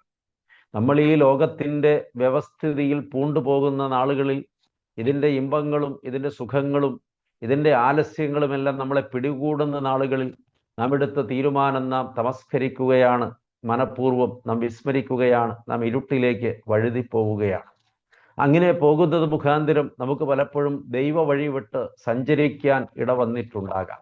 എന്നാൽ ഈ വർഷത്തെ പുതിയ തീരുമാനം ഒരു ശാശ്വതമായ തീരുമാനമായിരിക്കട്ടെ എന്ന് ഉറച്ച് തീരുമാനിക്കണം. ജീവിതത്തിൽ ചില വാശികളൊക്കെ വേണം പ്രിയപ്പെട്ടവരെ. നമ്മളൊക്കെ പലപ്പോഴും പല കാര്യങ്ങൾക്കും വാശി പിടിക്കുന്നവരാണ്. വാശിയുള്ളത് കൊണ്ടാണ് പലരും പലരോടും മിണ്ടാത്തത്. അതുകൊണ്ടാണ് പലരും പലരെയും ഫോണിൽ വിളിക്കാത്തത്. അതുകൊണ്ടാണ് ഏറ്റവും അടുത്ത ബന്ധമായിരുന്നിട്ടും തമ്മിൽ കണ്ട് സംസാരിക്കാത്തത്, പരസ്പരം ഒന്ന് ഇടപഴകാത്തത്. അത് വാശിയുള്ളത് കൊണ്ടാണ്. എന്നാൽ അങ്ങനെയുള്ള വാശിയല്ല വേണ്ടത്. പോസിറ്റീവായിട്ടുള്ള ചില വാശികൾ നമ്മുടെ ജീവിതത്തിൽ വേണം. ഞാൻ ഈ കാര്യം ഇനി ചെയ്യുകയില്ല, ഞാൻ ഈ കാര്യം ഇനി എൻ്റെ ജീവിതത്തിൽ ചെയ്യേണ്ടിടത്തൊക്കെ ചെയ്യും, നല്ലതിനെ ചെയ്യുമെന്നും ചീത്തതിനെ ചെയ്യുകയില്ല എന്നും ഒരു ഉറച്ച തീരുമാനമെടുത്ത് അത് നടപ്പിലാക്കാനുള്ള വാശി ഉണ്ടാകണം. അതാണ് നമ്മുടെയൊക്കെ ജീവിതത്തിൽ ആവശ്യമായിരിക്കുന്നത്. വാശി എപ്പോഴും പോസിറ്റീവായിട്ടുള്ള ഒരു സംഗതി തന്നെയാണ്. പക്ഷേ അതിനെ നെഗറ്റീവായി മാത്രമാണ് നമ്മൾ വിനിയോഗിക്കുന്നത് എന്ന ഒരു പരാജയം നമ്മുടെ ജീവിതത്തിലുണ്ട് എന്നുകൂടെ സൂചിപ്പിക്കട്ടെ. പ്രിയപ്പെട്ടവരെ, ഇന്ന് നിങ്ങളോടൊത്ത് ദൈവവചനത്തിൽ നിന്ന് ചിന്തിക്കുവാൻ ദൈവസന്നിധിയിലിരുന്ന് ആലോചന കഴിച്ചപ്പോൾ ദൈവത്തിൻ്റെ പരിശുദ്ധാത്മാവ് ഉള്ളിൽ ബോധ്യപ്പെടുത്തി തന്ന ചില ചിന്തകൾ നിങ്ങളുമായി പങ്കുവെക്കണം എന്ന് വിചാരിക്കുകയാണ്. ഒന്നാമത് 4-5 കാര്യങ്ങളാണ് ഇന്നത്തെ ചിന്തയ്ക്ക് വിഷയീഭവിക്കുന്നത്. നാം പുതുവർഷത്തിൽ ക്രിസ്തീയ സാക്ഷ്യം വഹിച്ച് എല്ലാവർക്കും സ്നേഹിതരായി ദൈവസന്നിധിയിൽ നിൽക്കണം. ക്രിസ്തീയ സാക്ഷ്യം വഹിച്ച് എല്ലാവർക്കും സ്നേഹിതരായി ദൈവസന്നിധിയിൽ നിൽക്കണം. അതിനെ സംബന്ധിച്ച് പഠിക്കുമ്പോൾ ശുദ്ധമുള്ള ലൂക്കോസ് എഴുതിയ നമ്മുടെ കർത്താവ് യേശു മിശിഹായുടെ രക്ഷാസുവിശേഷം 10-ാം അധ്യായത്തിലെ 25 മുതൽ 37 വരെയുള്ള തിരുവചനങ്ങളിൽ യേശു സംസാരിക്കുന്ന കാര്യങ്ങൾ നമ്മളെ ചിന്തിപ്പിക്കേണ്ടതാണ്. അനന്തരം ഒരു ന്യായശാസ്ത്രി എഴുന്നേറ്റു. അവൻ കർത്താവുമായി വാദിക്കാനും തർക്കിക്കാനും ശ്രമിക്കുകയാണ്. നിങ്ങളുടെ കയ്യിൽ ബൈബിൾ ഉണ്ടാകാം, നിങ്ങൾ ഒരുപക്ഷെ ബൈബിൾ ശ്രദ്ധിക്കുന്നുണ്ടാകാം, നിങ്ങൾ അത് കാണുന്നുണ്ടാകും. സ്ക്രീനിൽ തന്നെ ആ വേദഭാഗം ഇപ്പോൾ കാണിച്ചിട്ടുണ്ട്. ന്യായശാസ്ത്രിയുടെ ചോദ്യം ഇതാണ്: നിത്യജീവനിൽ കടപ്പാൻ ഞാൻ എന്താണ് ചെയ്യേണ്ടത്? നമുക്കൊക്കെ ഉള്ള ചോദ്യമാണത്. നിത്യജീവനിൽ കടപ്പാൻ അല്ലെങ്കിൽ സ്വർഗരാജ്യത്തിലെത്താൻ ഞാൻ എന്താണ് ചെയ്യേണ്ടത്? അപ്പോൾ അതിൻ്റെ ഉത്തരം കർത്താവ് പറയുകയാണ്. ഒരു ചോദ്യമായിട്ടാണ് കർത്താവ് ആ ഉത്തരം പറയുന്നത്. തൊട്ട് താഴെയുള്ള വാക്യത്തിൽ ന്യായപ്രമാണത്തിൽ എന്താണ് എഴുതിയിരിക്കുന്നത്? ന്യായശാസ്ത്രിയായ മനുഷ്യനായതുകൊണ്ട് അവൻ ന്യായപ്രമാണം നല്ല പിടിയുണ്ട്. അതുകൊണ്ടാണ് അവനോട് തിരിച്ചു ചോദിച്ചത്, നിത്യജീവനിൽ കടപ്പാനുള്ള മാർഗത്തെക്കുറിച്ച് ന്യായപ്രമാണം എന്താണ് പറഞ്ഞിരിക്കുന്നത്, എന്താണ് എഴുതിയിരിക്കുന്നത്? അപ്പോൾ ന്യായശാസ്ത്രി അതിന് മറുപടി പറയുന്നത് അതിൻ്റെ താഴെയുണ്ട്. ദൈവത്തെയും മനുഷ്യനെയും സ്നേഹിക്കണം. അതെ, നിന്റെ ദൈവമായ കർത്താവിനെ നീ പൂർണ്ണ ഹൃദയത്തോടും പൂർണ്ണ ആത്മാവോടും പൂർണ്ണ ശക്തിയോടും പൂർണ്ണ ഹൃദയത്തോടും കൂടെ സ്നേഹിക്കണമെന്നും നിന്റെ കൂട്ടുകാരനെ നിന്നെപ്പോലെ തന്നെ സ്നേഹിക്കണമെന്നും എഴുതിയിരിക്കുന്നു എന്നവൻ ഉത്തരം പറഞ്ഞു. അവന് ഉത്തരമറിയാം. നമ്മുടെയൊക്കെ പ്രശ്നം ഉത്തരം അറിയില്ല എന്നുള്ളതല്ല, നമ്മളത് പ്രാക്ടീസ് ചെയ്യുന്നില്ല എന്നുള്ളതാണ്. ജീവിതത്തിൽ അറിവ് കുറഞ്ഞവരല്ല നമ്മൾ ആരും. നമ്മളെല്ലാം ആവശ്യത്തിനും അതിൽ കൂടുതലും അറിവ് നേടിയിട്ടുള്ളവരാണ്. പക്ഷേ ഈ അറിഞ്ഞ അറിവ് പ്രായോഗിക തലത്തിൽ എത്തിക്കുന്നതിൽ പരാജയപ്പെട്ടു എന്നുള്ളതാണ് നമ്മുടെ നിത്യജീവനിലുള്ള പ്രവേശനത്തിന് തടസ്സമാകാനുള്ള കാരണം. അതുകൊണ്ട് ദൈവമക്കളെ, ഈ ഭാഗ്യകരമായ അവസരത്തിൽ നമുക്ക് ഉത്തരങ്ങൾ അറിയാം എന്നുള്ളതൊരു ചോദ്യമാണ്. അവൻ ഉത്തരം മുട്ടിപ്പോയി എന്ന ഒരവസ്ഥയിലെത്തിയപ്പോൾ വീണ്ടും ഒരു ചോദ്യം ചോദിക്കുകയാണ്. ആ ചോദ്യം ഇതാണ്: ആരാണ് എൻ്റെ സ്നേഹിതൻ? അവിടെ വ്യക്തമായ ഒരു ചോദ്യമാണ്. ആരാണ് എൻ്റെ കൂട്ടുകാരൻ? ആരാണ് എൻ്റെ സ്നേഹിതൻ? അതിന് കർത്താവ് പറഞ്ഞ മറുപടി എല്ലാവർക്കും അറിയാം. എല്ലാവരും വളരെ ചെറുപ്പം മുതൽ കേട്ടിട്ടുള്ളതായ ഒരു സംഗതിയാണ്. എനിക്ക് തോന്നുന്നത് ഏറ്റവും കൂടുതൽ പ്രസംഗിക്കപ്പെട്ടിട്ടുള്ള ഒരു ഉപമയാണ് നല്ല ശമരിയാക്കാരൻ്റെ ഉപമയെന്ന് നമ്മൾ പേരിട്ട് വിളിക്കുന്ന ഉപമ. നല്ല ശമരിയാക്കാരൻ്റെ എന്ന് പേരിട്ടതാരാണ് എന്ന് ഒരു ചോദ്യം ഒരിക്കൽ ചോദിക്കുകയുണ്ട്. ഈ ഉപമയിൽ അങ്ങനെ നല്ല ശമരിയാക്കാരൻ എന്നൊന്നും കർത്താവ് പറഞ്ഞിട്ടില്ല. ആ ഉപമയ്ക്ക് ആ പേരിട്ടത് ഞങ്ങൾ പുരോഹിതന്മാരാണ്. എന്തുകൊണ്ടാണ് അങ്ങനെ പേരിട്ടത് എന്ന് ചോദിച്ചാൽ അതിൻ്റെ പിന്നിലും ഒരു കാരണമുണ്ട് പ്രിയപ്പെട്ടു. ഈ ഉപമയിൽ ഒരു ചീത്ത പുരോഹിതനുണ്ട്. ഒരുപക്ഷെ ഈ ഉപമയ്ക്ക് ചീത്ത പുരോഹിതന്റെ പേരിടാമായിരുന്നു, ചീത്ത പുരോഹിതന്റെ ഉപമ. അപ്പോൾ ഞങ്ങളുടെ പൗരോഹിത്യസ്ഥാനികൾക്ക് അത് ക്ഷീണമാകും. അതുകൊണ്ട് ഞങ്ങളെ സംരക്ഷിക്കാൻ വേണ്ടി നല്ല ശമരിയാക്കാരനെ ഹൈലൈറ്റ് ചെയ്തതാണ് എന്ന് വേണമെങ്കിൽ വ്യാഖ്യാനിക്കാം. പ്രിയപ്പെട്ടവരെ, ഇതൊരു ചീത്ത ദൈവാലയ ശുശ്രൂഷകന്റെ, ലേവായൻ എന്ന് പറയുന്നത് ദൈവാലയ ശുശ്രൂഷകനാണ്, ചീത്ത ദൈവാലയ ശുശ്രൂഷകന്റെ ഉപമയാണ്. അങ്ങനെയും അതിന് പേരിടാമായിരുന്നു. നമ്മളൊക്കെ ദൈവാലയത്തിന്റെ വിവിധ തലങ്ങളിൽ ശുശ്രൂഷ ചെയ്യുന്ന ചില അധികാരങ്ങളൊക്കെ കയ്യിൽ വച്ചിരിക്കുന്ന ആളുകളാണ്. അങ്ങനെ ചിന്തിച്ചാൽ ഒരുപക്ഷെ ഇത് നമ്മളെ ബാധിക്കുന്ന ഒരു ഉപമയാണ്. അതുകൊണ്ട് അതിന് മുഖ്യധാരയിൽ ഇരിക്കുന്നവർ അങ്ങനെ ഒരു പേരിടുന്നതിന് താല്പര്യപ്പെട്ടില്ല. പിന്നെ നല്ലത് ഒരു ശമരിയാക്കാരനാണെങ്കിൽ അവനെ ഹൈലൈറ്റ് ചെയ്യാം എന്ന് വിചാരിച്ചു. പ്രിയപ്പെട്ടവരെ, അത് ഞാൻ സാന്ദർഭികമായി പറഞ്ഞതാണ്. ഓർക്കുക, ഇവിടെ 4 ആളുകളാണ് ഈ ഉപമയിലുള്ളത്. ഒന്നാമത്തെയാൾ യാത്രക്കാരനാണ്. യെരൂശലേമിൽ നിന്ന് എരീഹോവിലേക്ക് യാത്ര പോയ മനുഷ്യൻ. അവനെ സംബന്ധിച്ച് എല്ലാ അനുഗ്രഹത്തിൻ്റെയും ഉറവിടമായ യെരൂശലേമിൽ നിന്ന്, ദൈവം അധിവാസം കൊള്ളുന്ന യെരൂശലേമിൽ നിന്ന്, എല്ലാ നന്മയുടെയും ഉറവിടമായ യെരൂശലേമിൽ നിന്ന്, തിന്മയുടെ കേദാരവും കൂമ്പാരവുമായ എരീഹോവിലേക്കാണ് അവൻ പോകുന്നത്. പ്രിയപ്പെട്ടവരെ, എരീഹോ തകർന്നു കിടക്കുന്ന ശാപഗ്രസ്തമായ പാപമംഗിലമായ ഒരു സ്ഥലമാണ്. ഈ യെരൂശലേമിലും എരീഹോവിലും ഒക്കെ പോയിട്ടുള്ള ആളുകൾ ഒരുപക്ഷെ ഇത് കേട്ടുകൊണ്ടിരിക്കുന്നുണ്ടാകും. ഞാൻ 6 വട്ടം ആ വഴിയിലൂടെ സഞ്ചരിച്ചിട്ടുള്ള ആളാണ്. യെരൂശലേമിൽ നിന്ന് മലഞ്ചെരുവുകളിലൂടെ, ദുർഘടമായ വഴിയിലൂടെ, ഇപ്പോഴവിടെ വലിയ നാഷണൽ ഹൈവേ ആണ്. പക്ഷേ പണ്ട് അങ്ങനെയൊന്നും ഇല്ലാതിരുന്ന ഒരു കാലത്ത് മലകൾ ചുറ്റി എരീഹോവിലേക്ക് പോവുക എന്നുള്ളത് അത്ര എളുപ്പമുള്ള കാര്യമല്ല. എരീഹോ ഒരു സുഖലോലുപതയുടെ സ്ഥലമാണ്. എരീഹോ ഒരു ജഡീക ആസ്വാദനത്തിന്റെ സ്ഥലമാണ്. എരീഹോ എല്ലാ അർത്ഥതലങ്ങളിലും വളരെ അഹങ്കാരം മുറ്റിയ ആളുകൾ താമസിച്ചിരുന്ന ഒരു സ്ഥലമാണ്. ഈ മനുഷ്യൻ ദൈവാനുഗ്രഹത്തിന്റെ ഉറവിടമായ യെരൂശലേമിൽ നിന്ന് എരീഹോവിലേക്കാണ് യാത്ര ചെയ്യുന്നത്. ഇന്ന് നമ്മിൽ പലരും യാത്ര ചെയ്തുകൊണ്ടിരിക്കുന്നത് പോലെ. പ്രിയപ്പെട്ടവരെ, അങ്ങനെ പറയുമ്പോൾ നിങ്ങളതിൻ്റെ യഥാർത്ഥ ചിത്രം ഗ്രഹിക്കും എന്ന് ഞാൻ വിചാരിക്കുകയാണ്. ഈ മനുഷ്യൻ അങ്ങനെ യാത്ര പോകുമ്പോൾ അവൻ അപകടത്തിൽപ്പെടുകയാണ്. ഒരുപക്ഷെ അവൻ്റെ യാത്ര അസമയത്തായിരുന്നിരിക്കാം. അതുമല്ലെങ്കിൽ പതിയിരിപ്പുകാർ അവന് വേട്ടയാടി പിടിച്ചതാകാം. ആ വഴിയിലൂടെ ഏകരായി വരുന്ന ആളുകൾക്ക് എതിരിട്ട് നിൽക്കാൻ ശക്തിയില്ലെന്ന് കണ്ടാൽ അവരെ വേട്ടയാടാൻ വേണ്ടി കച്ചകെട്ടിയിരിക്കുന്ന കള്ളന്മാരുണ്ടായിരുന്നു ആ വഴിയിൽ. അങ്ങനെ ഒരു അക്രമി അവൻ്റെ മേൽ ചാടി വീഴുകയാണ്. അവനെ കത്തികൊണ്ട് മുറിവേൽപ്പിക്കുകയാണ്. അവനെ മുഷ്ടി ചുരുട്ടി ഇടിച്ച് അതികഠിനമായി പീഡിപ്പിക്കുകയാണ്. പ്രിയപ്പെട്ടവരെ, ഇവിടെ ഒരു കാര്യം മനസ്സിലാക്കുക. ഈ കള്ളൻ പിശാചിൻ്റെ പ്രതീകമാണ്.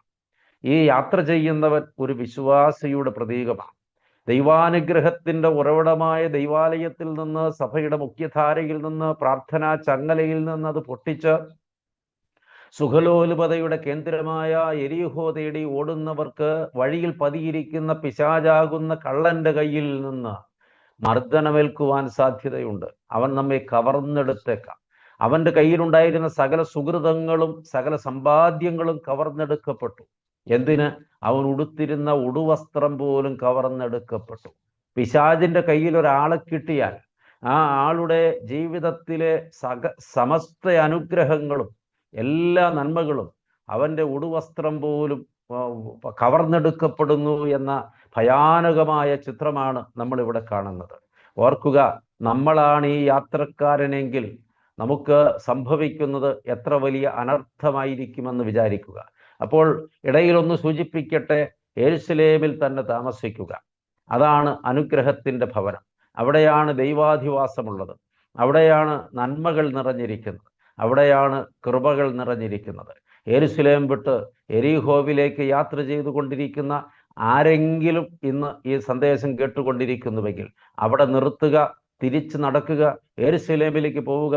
എരീഹോ നല്ലതാണെന്ന് ലോകപ്രകാരം തോന്നും, പക്ഷേ എരീഹോ ഒട്ടും നല്ലതല്ല. എരീഹോ തകർന്ന് തരിപ്പണമായി പോയ പട്ടണമാണ്. എരീഹോയുടെ ചരിത്രവും ചിത്രവും ഒക്കെ നിങ്ങൾക്കറിയാം. ദൈവമായ കർത്താവ് ആയുധം കൂടാതെ സ്തുതികളുടെ ശക്തിയിൽ തകർത്ത് തരിപ്പണമാക്കിയ ഒരു പട്ടണമാണ് എരീഹോ. ഇന്നും എരീഹോ പട്ടണമുണ്ട്. ചാവുകടലിലേക്ക് പോയിട്ടുള്ളവർ എരീഹോ സന്ദർശിച്ചിട്ടുണ്ട്. പ്രിയപ്പെട്ടവരെ, എരീഹോ ഫലഭൂയിഷ്ഠമായ സ്ഥലമാണ് ഇന്നും. എന്നാൽ എരീഹോ ദൈവത്താൽ തകർക്കപ്പെട്ട പട്ടണമാണ്. ദൈവത്താൽ ശപിക്കപ്പെട്ട പട്ടണമാണ്. ഇനി ചരിത്രമുള്ള കാലം ആരും ഈ പട്ടണം പണിയരുത് എന്ന് ദൈവമായ കർത്താവ് കൽപ്പിച്ച ഒരു പട്ടണമാണ്. പ്രിയപ്പെട്ടവരെ, നാശയോഗ്യമായ ലോകത്തിൻ്റെ സോദോം ഗോമോറയ്ക്ക് തുല്യമായ എരീഹോ എന്ന സ്ഥലത്തേക്ക് യാത്ര ചെയ്തുകൊണ്ടിരിക്കുന്ന, പാപത്തിൻ്റെ സുഖലോലുപത തേടി യാത്ര ചെയ്തുകൊണ്ടിരിക്കുന്ന ആരെങ്കിലുമൊക്കെ ഇത് കേൾക്കുന്നുണ്ടെങ്കിൽ ഒരു തിരുത്തപ്പെടലിന്, ഒരു തിരിച്ചുപോക്കിന് ഇത് സന്ദർഭമാകട്ടെ. അതവിടെ നിൽക്കട്ടെ. എന്നാൽ ഇവൻ പിടിക്കപ്പെട്ടു. അവൻ്റെ കുറ്റമാകാം, അല്ലെങ്കിൽ അവന് അത്യാവശ്യം വന്നിട്ട് അവൻ പോയതാകാം. എന്തായാലും അവൻ പിടിക്കപ്പെട്ടു, കവർച്ച ചെയ്യപ്പെട്ടു, മർദ്ദിക്കപ്പെട്ടു, മുറിവേൽപ്പിക്കപ്പെട്ടു. അവൻ എല്ലാ അർത്ഥതലങ്ങളിലും തകർക്കപ്പെട്ടു. ഓർക്കുക, പിശാചിന്റെ കയ്യിൽ ഒരാളെ കിട്ടിയാൽ ആ ആൾ അടിമുടി തകർക്കപ്പെടുക തന്നെ ചെയ്യും. എന്നാൽ അവൻ അങ്ങനെ വഴിയിൽ അർത്ഥപ്രാണനായി കിടക്കുമ്പോൾ ഇതാ അതുവഴി ആദ്യം വരുന്നത് ഒരു പുരോഹിതനാണ്. ഈ പുരോഹിതൻ അവനെ കണ്ടിട്ട് വഴിമാറിപ്പോയി എന്നാണ് രേഖപ്പെടുത്തുന്നത്. എന്തുകൊണ്ടായിരിക്കും ആ പുരോഹിതൻ വഴിമാറിപ്പോയിട്ടുണ്ടാവുക? പ്രിയപ്പെട്ട ദൈവമക്കളെ, ആ പുരോഹിതൻ വഴിമാറിപ്പോയതിനെ കുറിച്ച് പിന്നീട് വ്യാഖ്യാതാക്കൾ പറഞ്ഞത് ഇങ്ങനെയാണ്. പുരോഹിതന് പറയാൻ ന്യായമുണ്ട്. ഞാൻ ദൈവാലയത്തിൽ ആരാധനയർപ്പിക്കാൻ പോകുകയാണ്. ദൈവാലയത്തിൽ ആരാധനയർപ്പിക്കാൻ പോകുന്ന എനിക്ക് രക്തത്തിൽ സ്പർശിക്കുവാൻ അനുവാദമില്ല. പ്രമാണപ്രകാരം രക്തത്തിൽ തൊട്ടാൽ ഞാൻ അശുദ്ധനായി മാറും. അവൻ രക്തം വാർന്ന് കിടക്കുകയാണ്. അവന് ഞാൻ തൊടുന്നത് എൻ്റെ ശുശ്രൂഷയ്ക്ക്, എൻ്റെ ഉത്തരവാദിത്വത്തിന് തടസ്സമാണ്. ആരാധന മുടങ്ങും. ആരാധന മുടങ്ങാതിരിക്കാൻ ഞാൻ അവനെ ഒഴിവാക്കി പോയതാണെന്ന് അവൻ പറയുന്നു. അവൻ്റെ പക്ഷത്ത് നിന്ന് ചിന്തിക്കുമ്പോൾ അവൻ പറഞ്ഞത് ന്യായമല്ലേ എന്ന് നമുക്ക് തോന്നാം. പക്ഷേ ന്യായവാദം നിരത്തിയപ്പോൾ സമസൃഷ്ടിയിൽ ഒന്നിൻ്റെ മരണത്തോട് മല്ലടിച്ച് കിടക്കുന്ന സാഹചര്യത്തിൽ കണ്ണടച്ച് ഇരുട്ടാക്കി എന്ന ഒരു യാഥാർത്ഥ്യം ഇവിടെ വിസ്മരിക്കാവുന്നതല്ല. പ്രിയപ്പെട്ടവരെ, അവൻ വഴിമാറി കടന്നുപോയി. അവൻ ന്യായവാദം നിരത്തി താൻ അവനെ സഹായിക്കാതിരുന്നതിന് വ്യക്തമായ ന്യായം അവൻ പ്രഖ്യാപിക്കുകയാണ്. രണ്ടാമത് വന്നതൊരു ദൈവാലയ ശുശ്രൂഷകനായ ലേവായനാണ്. ഈ ലേവിയക്കാരനെ സംബന്ധിച്ച് അവൻ ദൈവാലയത്തിൽ ശുശ്രൂഷ ചെയ്യാൻ പോകുകയാണ്. പുരോഹിതന്റെ പ്രശ്നം തന്നെയാണ് അവൻ്റെയും പ്രശ്നം. ദൈവാലയത്തിൽ ശുശ്രൂഷ ചെയ്യാൻ പോകുന്നവൻ അശുദ്ധനാകാൻ പാടില്ല. മുറിവേറ്റ് കിടക്കുന്ന ഒരു മനുഷ്യനെ സ്പർശിച്ചാൽ അവൻ അശുദ്ധനായിത്തീരും. ആ അശുദ്ധത അവൻ്റെ ശുശ്രൂഷയ്ക്ക് തടസ്സമാണ്. അതുകൊണ്ട് അവനും വഴിമാറിപ്പോയി ന്യായവാദമാണ് അവിടെയും മുഴച്ചു നിൽക്കുന്നത്. പ്രിയപ്പെട്ടവരെ, എന്നാൽ മൂന്നാമത് വന്നതൊരു ശമരിയാക്കാരനാണ്. യഹൂദന്മാരും ശമര്യരും തമ്മിൽ ബദ്ധശത്രുക്കളാണ്. സത്യത്തിൽ ഈ ശമരിയിൽ വസിക്കുന്ന ആളുകൾ യഹൂദന്മാരുടെ പാരമ്പര്യമുള്ളവർ തന്നെയാണ്.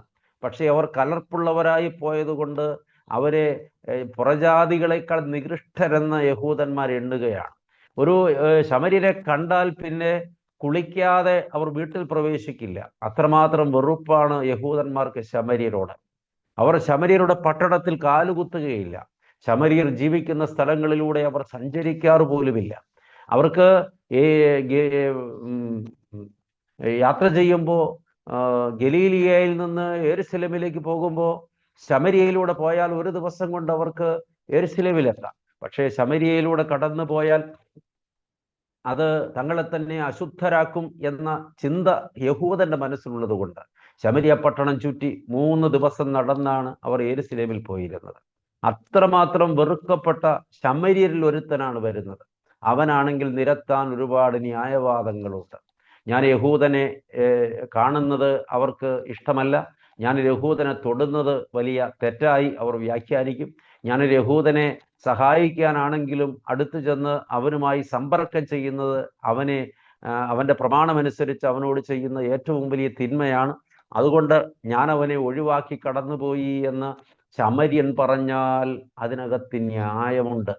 പക്ഷേ പറയാൻ ന്യായമുണ്ടായിട്ടും ആ ന്യായങ്ങളെല്ലാം മാറ്റിവെച്ചിട്ട് ഒരു മനുഷ്യൻ മുറിവേറ്റ് തകർന്ന് അർത്ഥപ്രാണനായി കിടക്കുന്നത് കണ്ടിട്ട് അവനെ സഹായിക്കാനുള്ള വലിയ ആഗ്രഹം അവൻ ശമര്യനിൽ ഉടലെടുക്കുകയാണ്.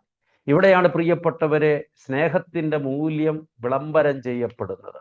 നമ്മൾ ന്യായവാദങ്ങൾ നിരത്തി കാണേണ്ടത് കണ്ടില്ലെന്ന് ഭാവിച്ച് കടന്നു പോകുന്നുവെങ്കിൽ ഇവിടെ ന്യായവാദങ്ങൾ നിരത്താൻ അവസരമുണ്ടായിരുന്നിട്ടും ഒരു ന്യായവാദവും നിരത്താതെ അവൻ ആ മനുഷ്യന് സഹായിയായി മാറുകയാണ്. ഇവരിൽ ആരാണ് യഥാർത്ഥ സ്നേഹിതനെന്ന കർത്താവിൻ്റെ ചോദ്യത്തിന് അവൻ ഉത്തരം പറയേണ്ടി വന്നു. ആ ശമരിയക്കാരൻ തന്നെ എന്ന്. നീയും പോയി അതുപോലെ ചെയ്യുക എന്നതാണ് കർത്താവിൻ്റെ കൽപ്പന. ഈ പുതിയ വർഷത്തിലേക്ക് നാം ചുവട് വയ്ക്കുന്ന ഈ അനുഗ്രഹീത നിമിഷങ്ങളിൽ സ്നേഹമുള്ള ദൈവമക്കളെ, നമ്മളും നമ്മുടെ ജീവിതത്തിൽ ചില ദർശനങ്ങൾ രൂപപ്പെടുത്തിയെടുക്കണം. നാം മുൻപ് ഇതുപോലെ പുരോഹിതൻ കടന്നു പോയതുപോലെ, ലേവ്യൻ കടന്നു പോയതുപോലെ സഹായിക്കപ്പെടാൻ അർഹരായ പലരെയും കണ്ടിട്ട് പല ന്യായവാദങ്ങൾ പറഞ്ഞ് സഹായിക്കാതെ കടന്നു പോയിട്ടുള്ള മനുഷ്യരാണെങ്കിൽ ഇന്ന് ഒരു തീരുമാനമെടുക്കണം. ഞാൻ മറ്റുള്ളവർക്ക് നല്ല സ്നേഹിതനായി മാറും.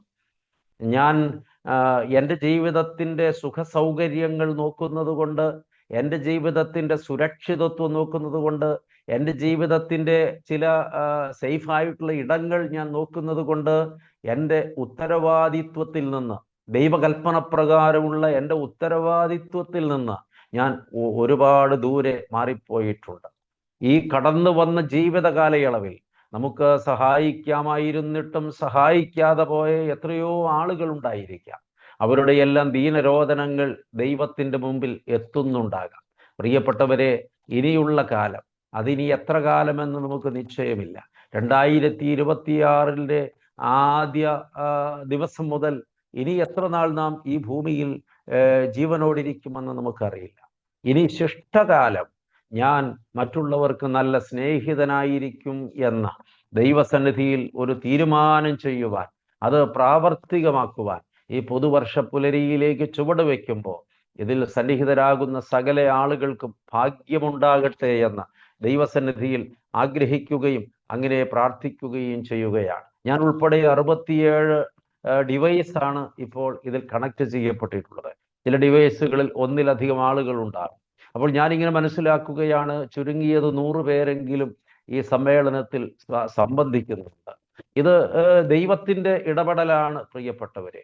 നമ്മൾ കഴിഞ്ഞ കാലങ്ങളിൽ മനഃപൂർവ്വം കണ്ണടച്ചിരുട്ടാക്കി പലരെയും കണ്ടില്ലെന്ന് നടിച്ച് അർഹതപ്പെട്ടവരെ താങ്ങാതെ സഹായിക്കാതെ കടന്നു പോയിട്ടുണ്ടെങ്കിൽ ഇന്ന് ഒരു തിരുത്തപ്പെടൽ ജീവിതത്തിൽ ഉണ്ടാകണമെന്ന്, ഒരു പുതിയ കാഴ്ചപ്പാടോടുകൂടി നാം ജീവിക്കണമെന്ന്, പുതിയ ദർശനത്തോടുകൂടി നാം ജീവിക്കണമെന്ന് ദൈവത്തിൻ്റെ പരിശുദ്ധാത്മാവ് ഒന്നാമത് നമ്മളെ ഓർമ്മപ്പെടുത്തുകയാണ്. പ്രിയപ്പെട്ടവരെ, വീണ്ടും സമയം ചുരുങ്ങുന്നുവല്ലോ. രണ്ടാമത് ഒരു ചിന്ത നിങ്ങളുമായി പങ്കുവെക്കുകയാണ്. അത് ശുദ്ധമുള്ള ലൂക്കോസ് എഴുതിയ രക്ഷാസുവിശേഷം 13-ാം അധ്യായത്തിൽ നിന്ന്. 13-ാം അധ്യായത്തിൻ്റെ 10 മുതൽ 17 വരെയുള്ള തിരുവചനങ്ങളിൽ ഒരു ശാബത് നാളിൽ പള്ളിയിൽ വെച്ച് കർത്താവ് യേശു മിശിഹ ഒരു കൂനിയായ സ്ത്രീയെ സൗഖ്യപ്പെടുത്തി നിവർത്തി നിർത്തുന്ന ഒരു സംഭവം രേഖപ്പെടുത്തിയിട്ടുണ്ട്. ആ സംഭവം നിങ്ങൾക്ക് വേദപുസ്തകത്തിൽ കാണാം. ഇപ്പോൾ സ്ക്രീനിൽ അത് കാണിക്കുന്നുണ്ട്. അതൊന്ന് സ്ക്രോൾ ചെയ്ത് കൊടുത്താൽ ആളുകൾക്ക് അത് വായിക്കാൻ എളുപ്പം കിട്ടും എന്ന് വിചാരിക്കുകയാണ്.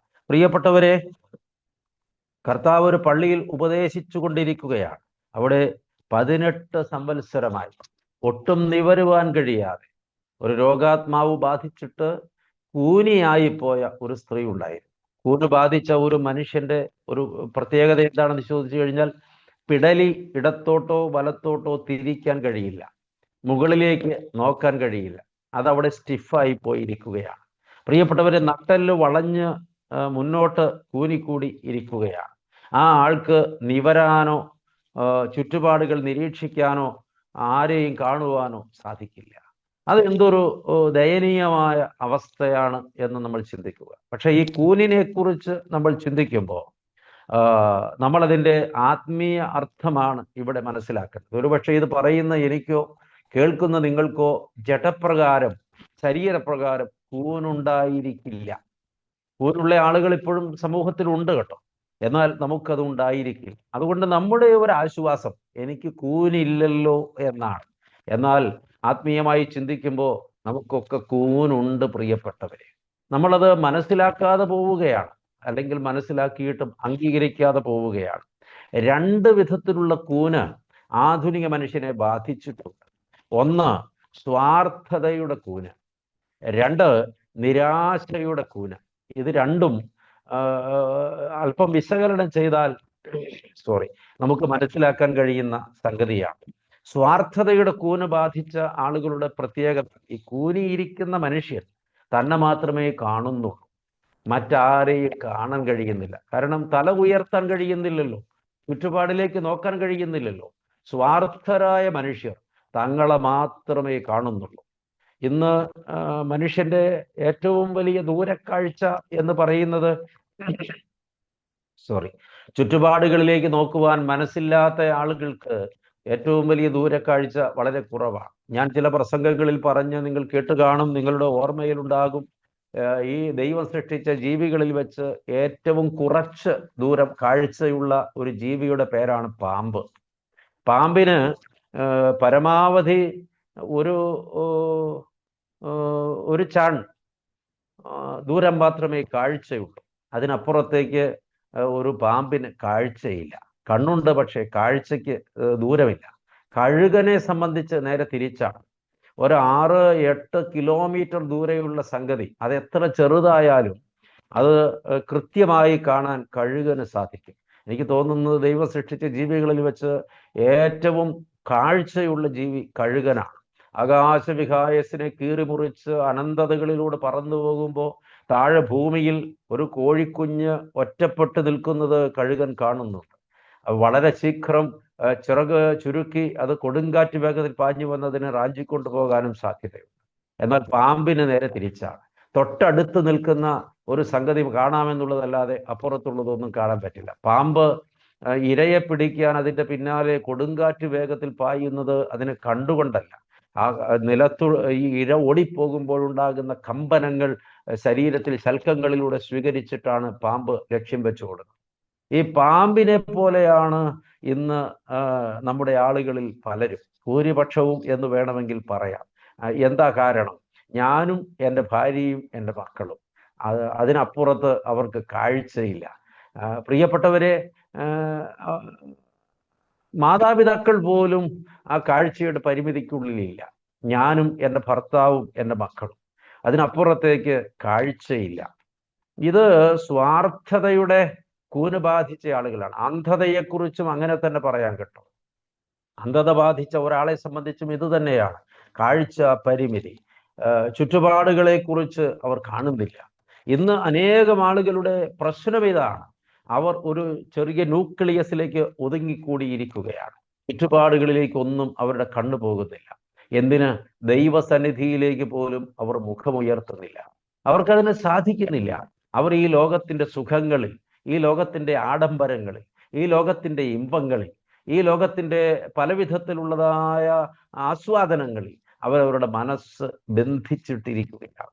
സ്വാർത്ഥതയുടെ കൂന് ബാധിച്ച ആളുകൾ എന്ന് അവരെക്കുറിച്ച് പറയാൻ സാധിക്കും. അവർക്ക് ചുറ്റുപാടുകളിൽ നടക്കുന്നത് ഒന്നും ബാധകമല്ല.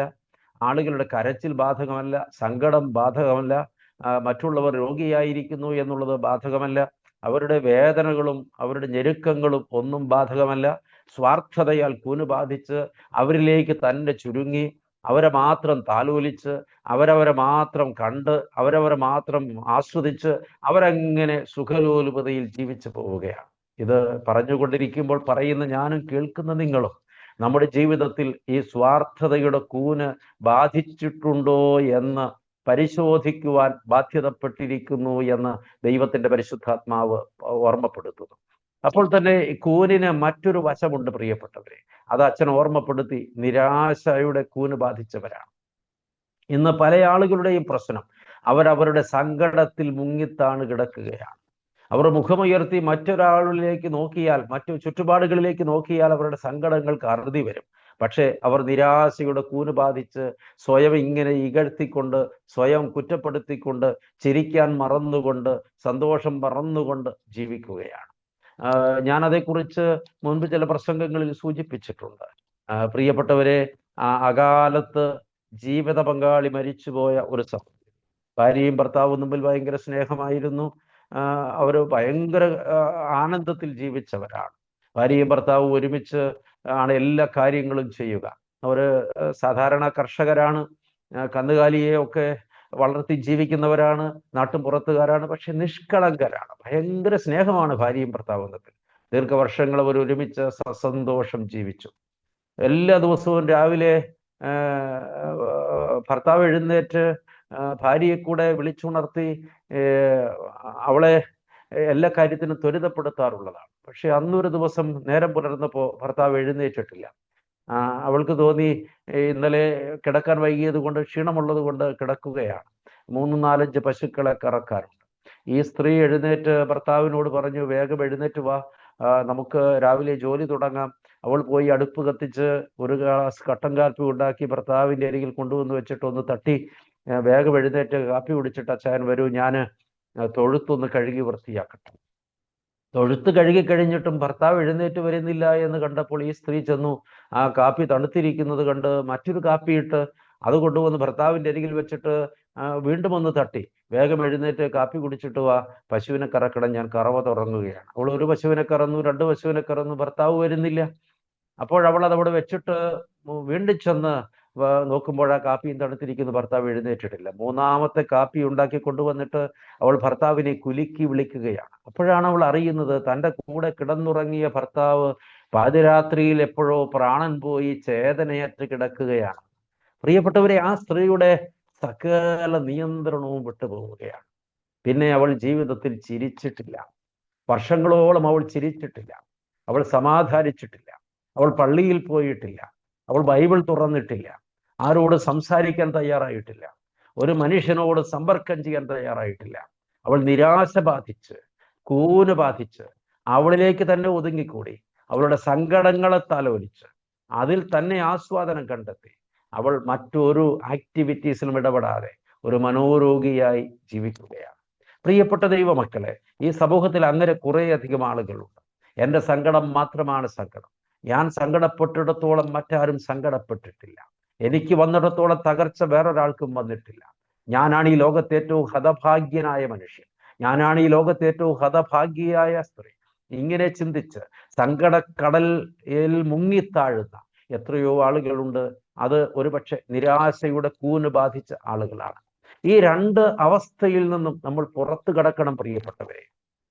പുതുവർഷത്തിലേക്ക് ചുവട് വയ്ക്കുമ്പോൾ മുന്നിൽ പ്രത്യാശയുടെ ഒരു വെളിച്ചമുണ്ട്. നമ്മുടെ കർത്താവ് പ്രകാശ ശോഭയായി നമ്മുടെ മുമ്പിൽ നിൽക്കുന്നു. നമ്മുടെ സകല പ്രശ്നങ്ങൾക്കും പരിഹാരമായി അവൻ നമ്മുടെ മുമ്പിൽ നിൽക്കുന്നു. നമ്മുടെ സ്വാർത്ഥത മാറി നാം കണ്ണു തുറന്ന് ചുറ്റുപാടുകളെ നോക്കണം. വേദനപ്പെടുന്നവരെ കാണാം, സങ്കടപ്പെടുന്നവരെ കാണാം, നൊമ്പരപ്പെടുന്നവരെ കാണാം, സഹായം അർഹിക്കുന്നവരെ കാണാം. ഒപ്പം ദൈവമുഖത്തേക്ക് മുഖമുയർത്തി നോക്കണം. അതിന് സാധ്യമാകാത്തതാണ് ഇവിടുത്തെ പ്രശ്നം.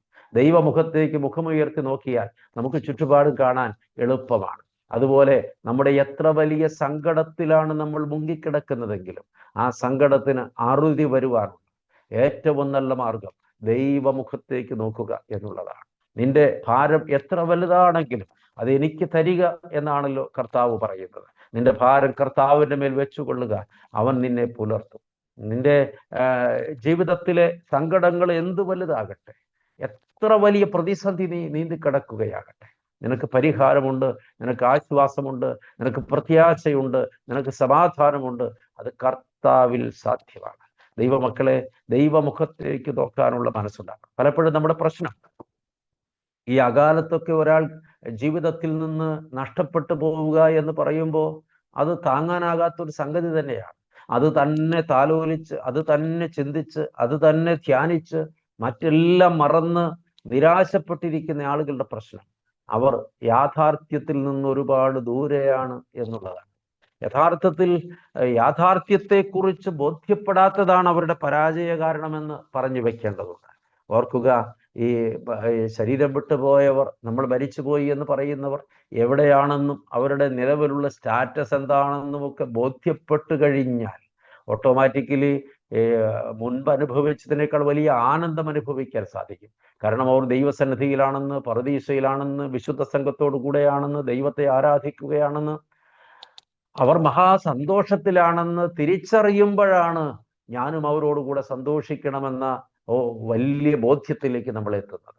പ്രിയപ്പെട്ട ദൈവമക്കളെ, പരാതി പറഞ്ഞ് നിരാശ ബാധിച്ച് ജീവിക്കാതെ, സ്വാർത്ഥതയാൽ അന്ധരായി മറ്റുള്ളവരെ കാണാതെ ജീവിക്കാതെ, ഈ പുതിയ വർഷത്തിൽ കൂന് നിവർന്ന് കർത്താവിൻ്റെ കരസ്പർശനത്താൽ ആ സാധുസ്ത്രീയുടെ കൂന് നിവർന്നതുപോലെ നമ്മുടെ കൂന് നിവർന്ന് നാം നട്ടെല്ല് നിവർത്തി നിന്ന് ദൈവമുഖത്തേക്ക് നോക്കുന്നവരായി, ചുറ്റുപാടുകളിലേക്ക് നോക്കുന്നവരായി, നമ്മുടെ സ്വാർത്ഥത വെടിഞ്ഞ് എല്ലാവരെയും സ്നേഹിക്കുന്ന, ചേർത്ത് പിടിക്കുന്നവരായി, ഒപ്പം നമ്മുടെ നിരാശ വെടിഞ്ഞ് മറ്റുള്ളവരെ നോക്കി നാം ആശ്വസിക്കുകയും പ്രത്യാശിക്കുകയും ചെയ്യുന്നവരായി നമ്മുടെ ജീവിതം തീരുവാൻ, രൂപപ്പെടുവാൻ ഈ പുതുവർഷത്തിൽ നമുക്ക് സാധ്യമാകണമെന്ന് ദൈവത്തിൻ്റെ പരിശുദ്ധാത്മാവ് ഓർമ്മപ്പെടുത്തുകയാണ്. സമയം ശീഘ്രം പോകുന്നല്ലോ.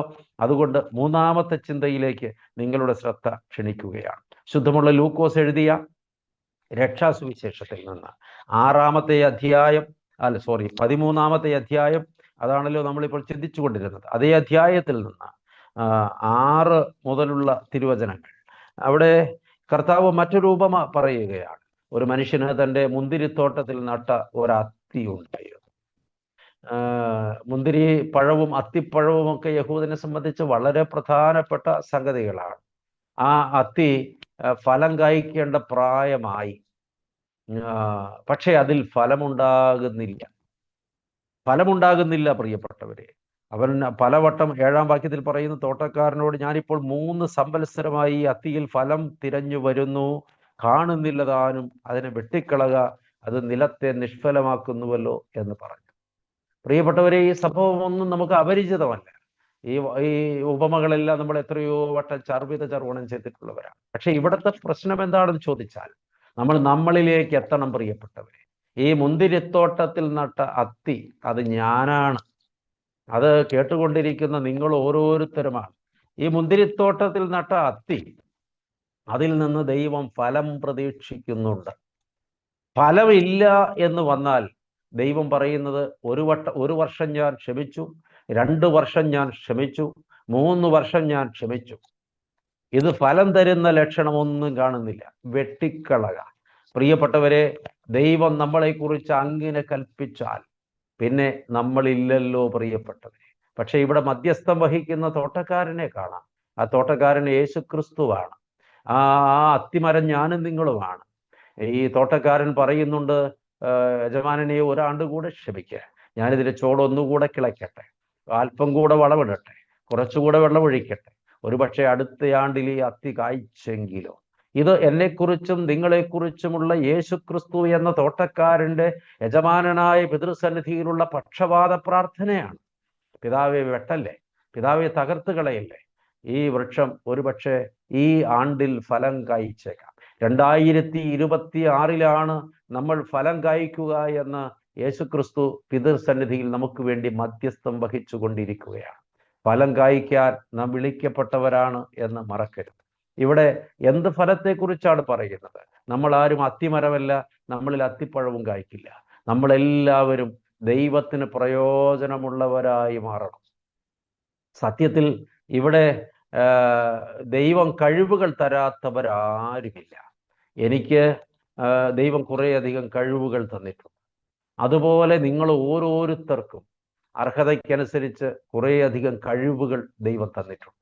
പ്രിയപ്പെട്ടവരെ, ഈ കഴിവുകളെക്കുറിച്ച് വേദശാസ്ത്രം വ്യാഖ്യാനിക്കുന്നത് താലന്തുകൾ എന്നാണ്. നമ്മളെ ദൈവം താലന്തുകൾ കൊണ്ട് സമ്പന്നരാക്കിയിരിക്കുകയാണ്. എന്നാൽ നമുക്ക് ലഭിച്ച താലന്തുകൾ നാം എങ്ങനെ വ്യാപാരം ചെയ്യുന്നു എന്നുള്ളത് വളരെ പ്രത്യേകതയുള്ള കാര്യമാണ്. അതുകൊണ്ട് വ്യാപാരം ചെയ്തവരെ കുറിച്ച് നമുക്കറിയാം, കുഴിച്ചിട്ടവരെ കുറിച്ച് നമുക്കറിയാം. പ്രിയപ്പെട്ട ദൈവമക്കളെ, നമ്മൾ ഇതിൽ ഏത് പക്ഷത്താണ് നിൽക്കുന്നത്?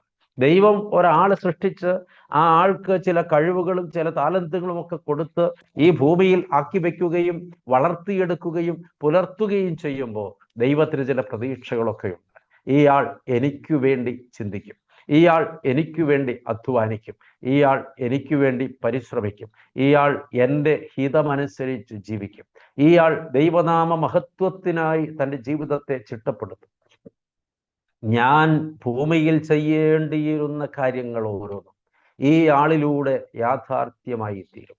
കർത്താവായ യേശുക്രിസ്തു കാൽവരി ക്രൂശിൽ പാപിക്ക് പകരം മരിച്ച് പാപിയെ മരണത്തിൽ നിന്ന് വീണ്ടെടുത്തപ്പോൾ യേശുക്രിസ്തു നമ്മൾക്ക് വ്യക്തമായ ചില ചുമതലകൾ തരികയാണ്.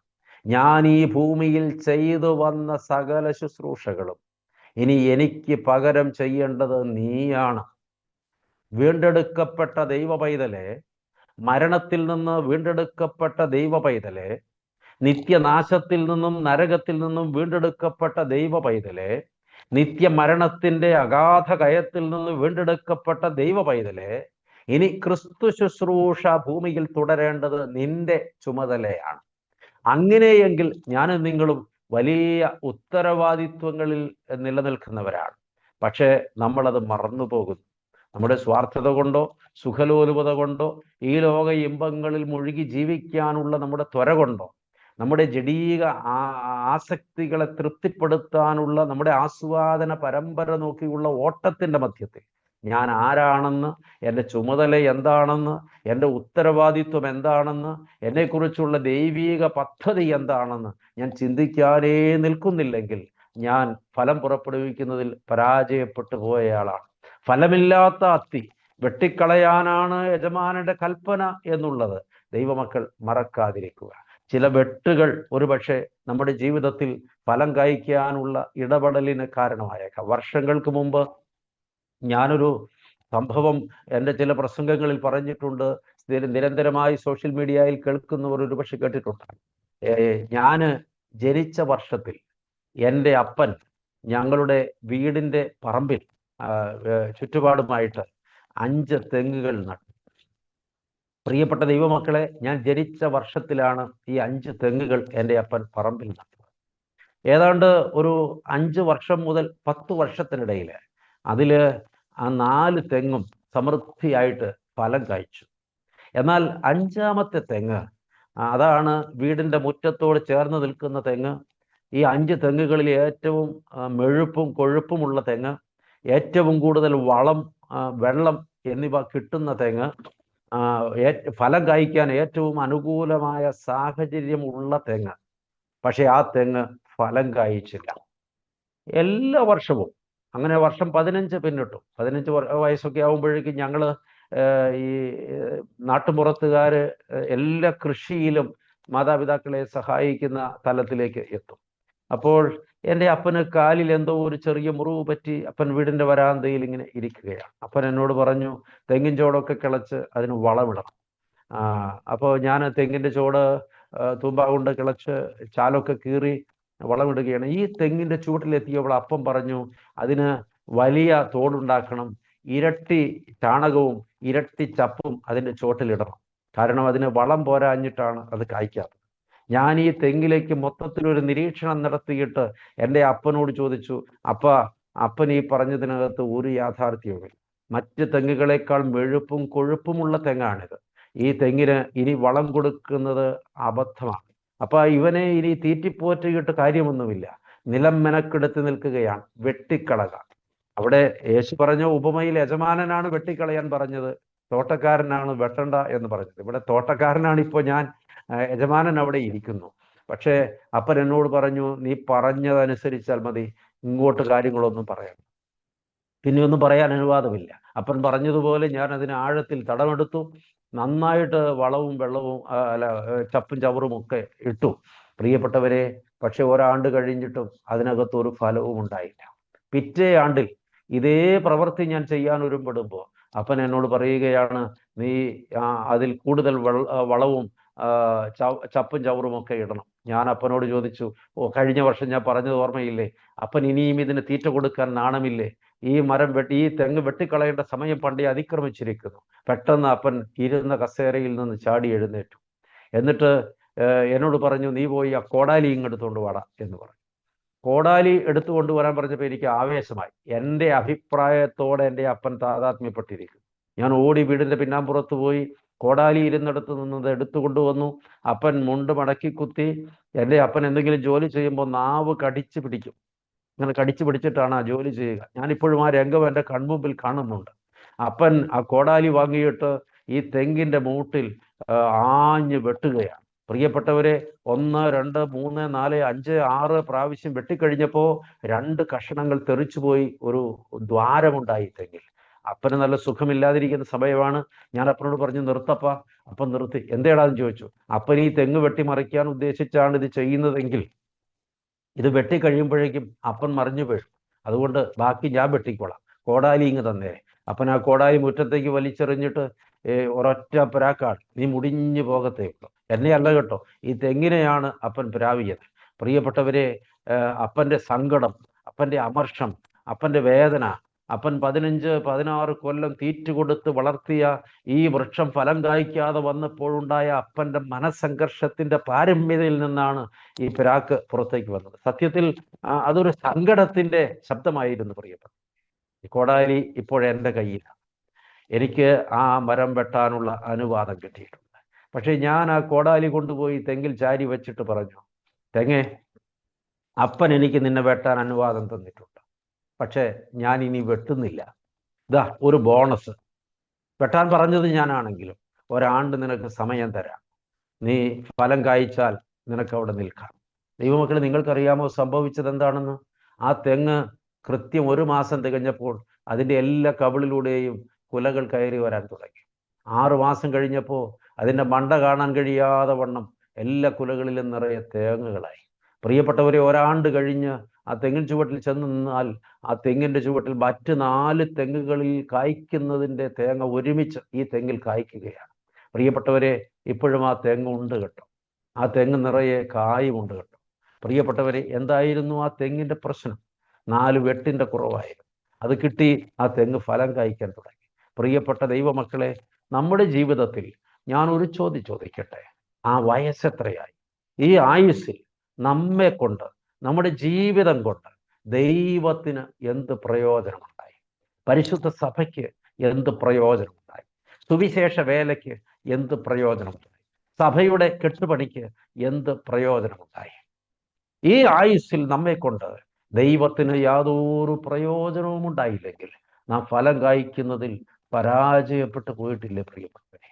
നമ്മൾ ദൈവത്തിൽ നിന്ന് എന്തെല്ലാം പ്രാപിച്ചവരാണ്, ഇപ്പോഴും എന്തെല്ലാം ചോദിച്ചു വാങ്ങിക്കൊണ്ടിരിക്കുന്നവരാണ്.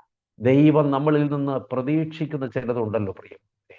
ദൈവത്തിന് നമ്മളെ കൊണ്ട് എന്തെങ്കിലും പ്രയോജനം ഉണ്ടായിട്ടുണ്ടോ? ഇല്ലെന്നാണ് ഉള്ളം പറയുന്നതെങ്കിൽ ന്യായവാദങ്ങളൊന്നും നിരത്തണം. കാര്യകാരണങ്ങളൊന്നും പറയണ്ട.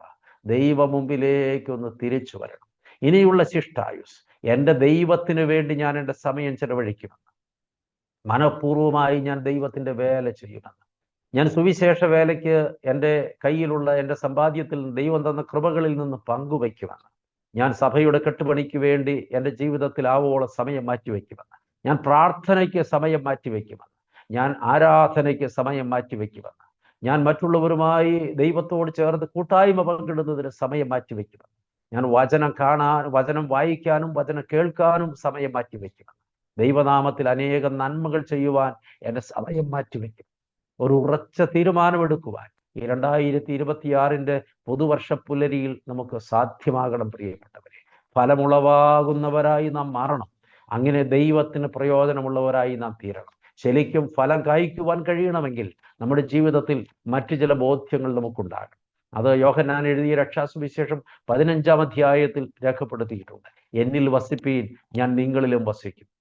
കൊമ്പിന് മുന്തിരിവള്ളിയിൽ വസിച്ചിട്ടല്ലാതെ സ്വയമായി കായ്പാൻ കഴിയാത്തതുപോലെ നിങ്ങൾക്ക് എന്നിൽ വസിച്ചിട്ടല്ലാതെ ഫലം കായ്ക്കാൻ കഴിയുകയില്ല എന്ന് യേശുമശിഹ പഠിപ്പിക്കുന്നു. ദൈവമക്കളെ, എന്തുകൊണ്ടാണ് നമുക്ക് ഫലം കായ്ക്കാൻ കഴിയാത്തത്?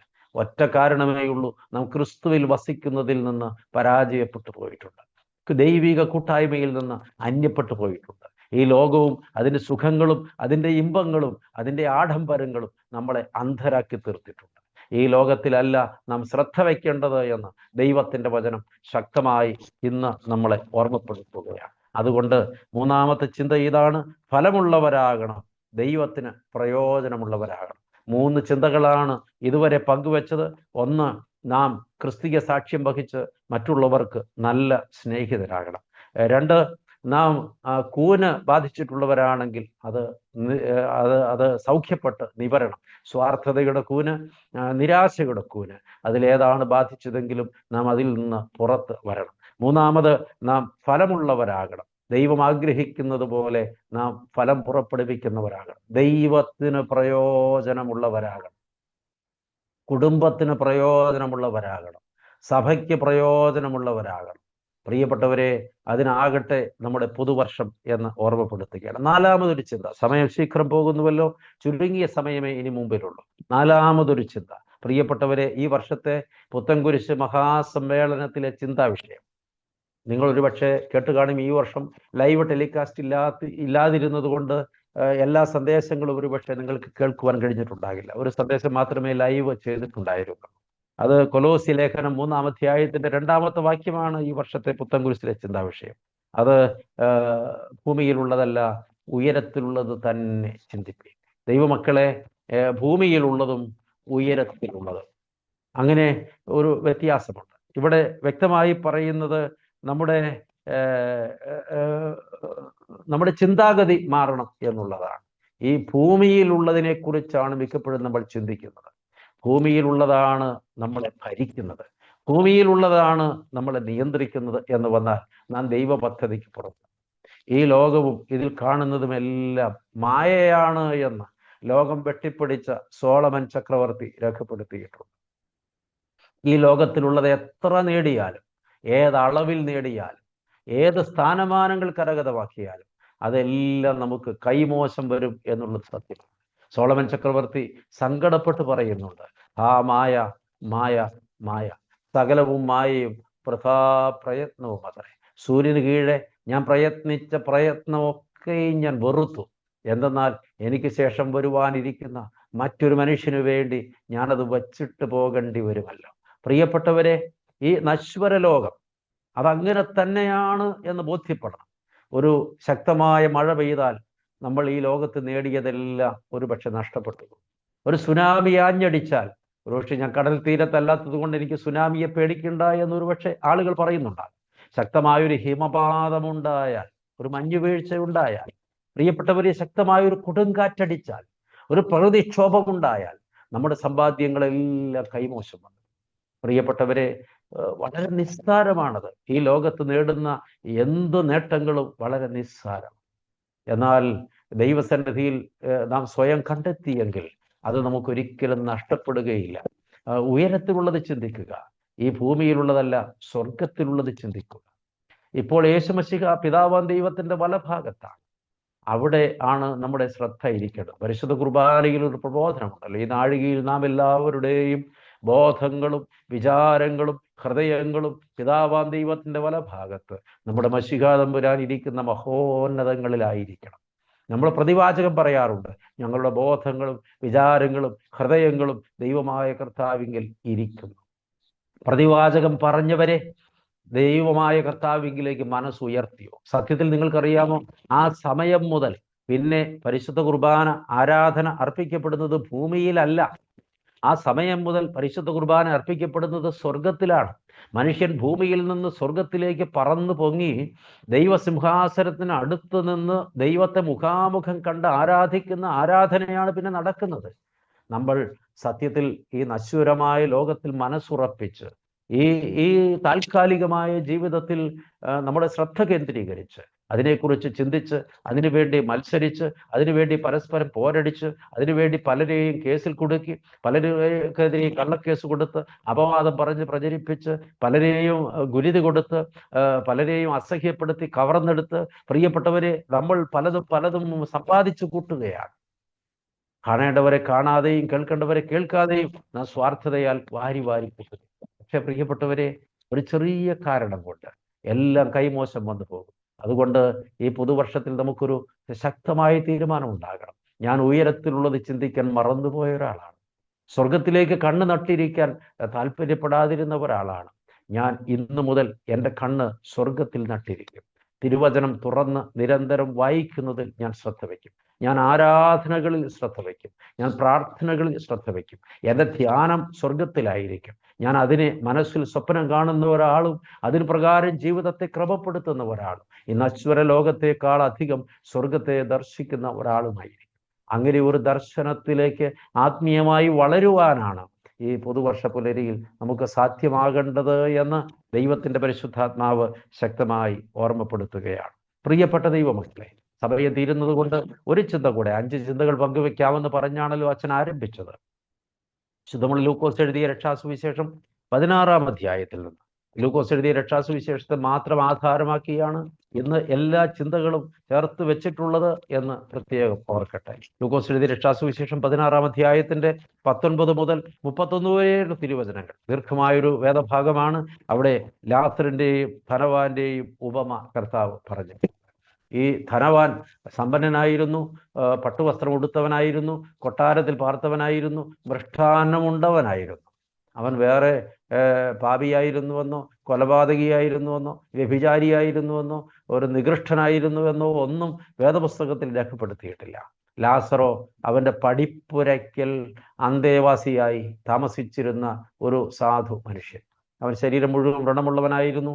എനിക്ക് തോന്നുന്നു അവൻ കുഷ്ഠരോഗിയായിരുന്നു. അവൻ്റെ ശരീരത്തിൽ പട്ടി നക്കുമായിരുന്നു. അവന് കൂട്ടുള്ളതൊരു പട്ടിയായിരുന്നു. പ്രിയപ്പെട്ടവരെ, ഈ സംഭവമൊക്കെ നമുക്കറിയാം. ഇവിടുത്തെ പ്രശ്നം, ഈ ധനവാൻ തൻ്റെ പടിപ്പുരയ്ക്കൽ കിടക്കുന്ന ലാസറിനെ ഒരിക്കൽ പോലും നോക്കിയില്ല എന്നുള്ളതാണ്. അവനെ കണ്ടില്ല എന്നുള്ളതാണ്.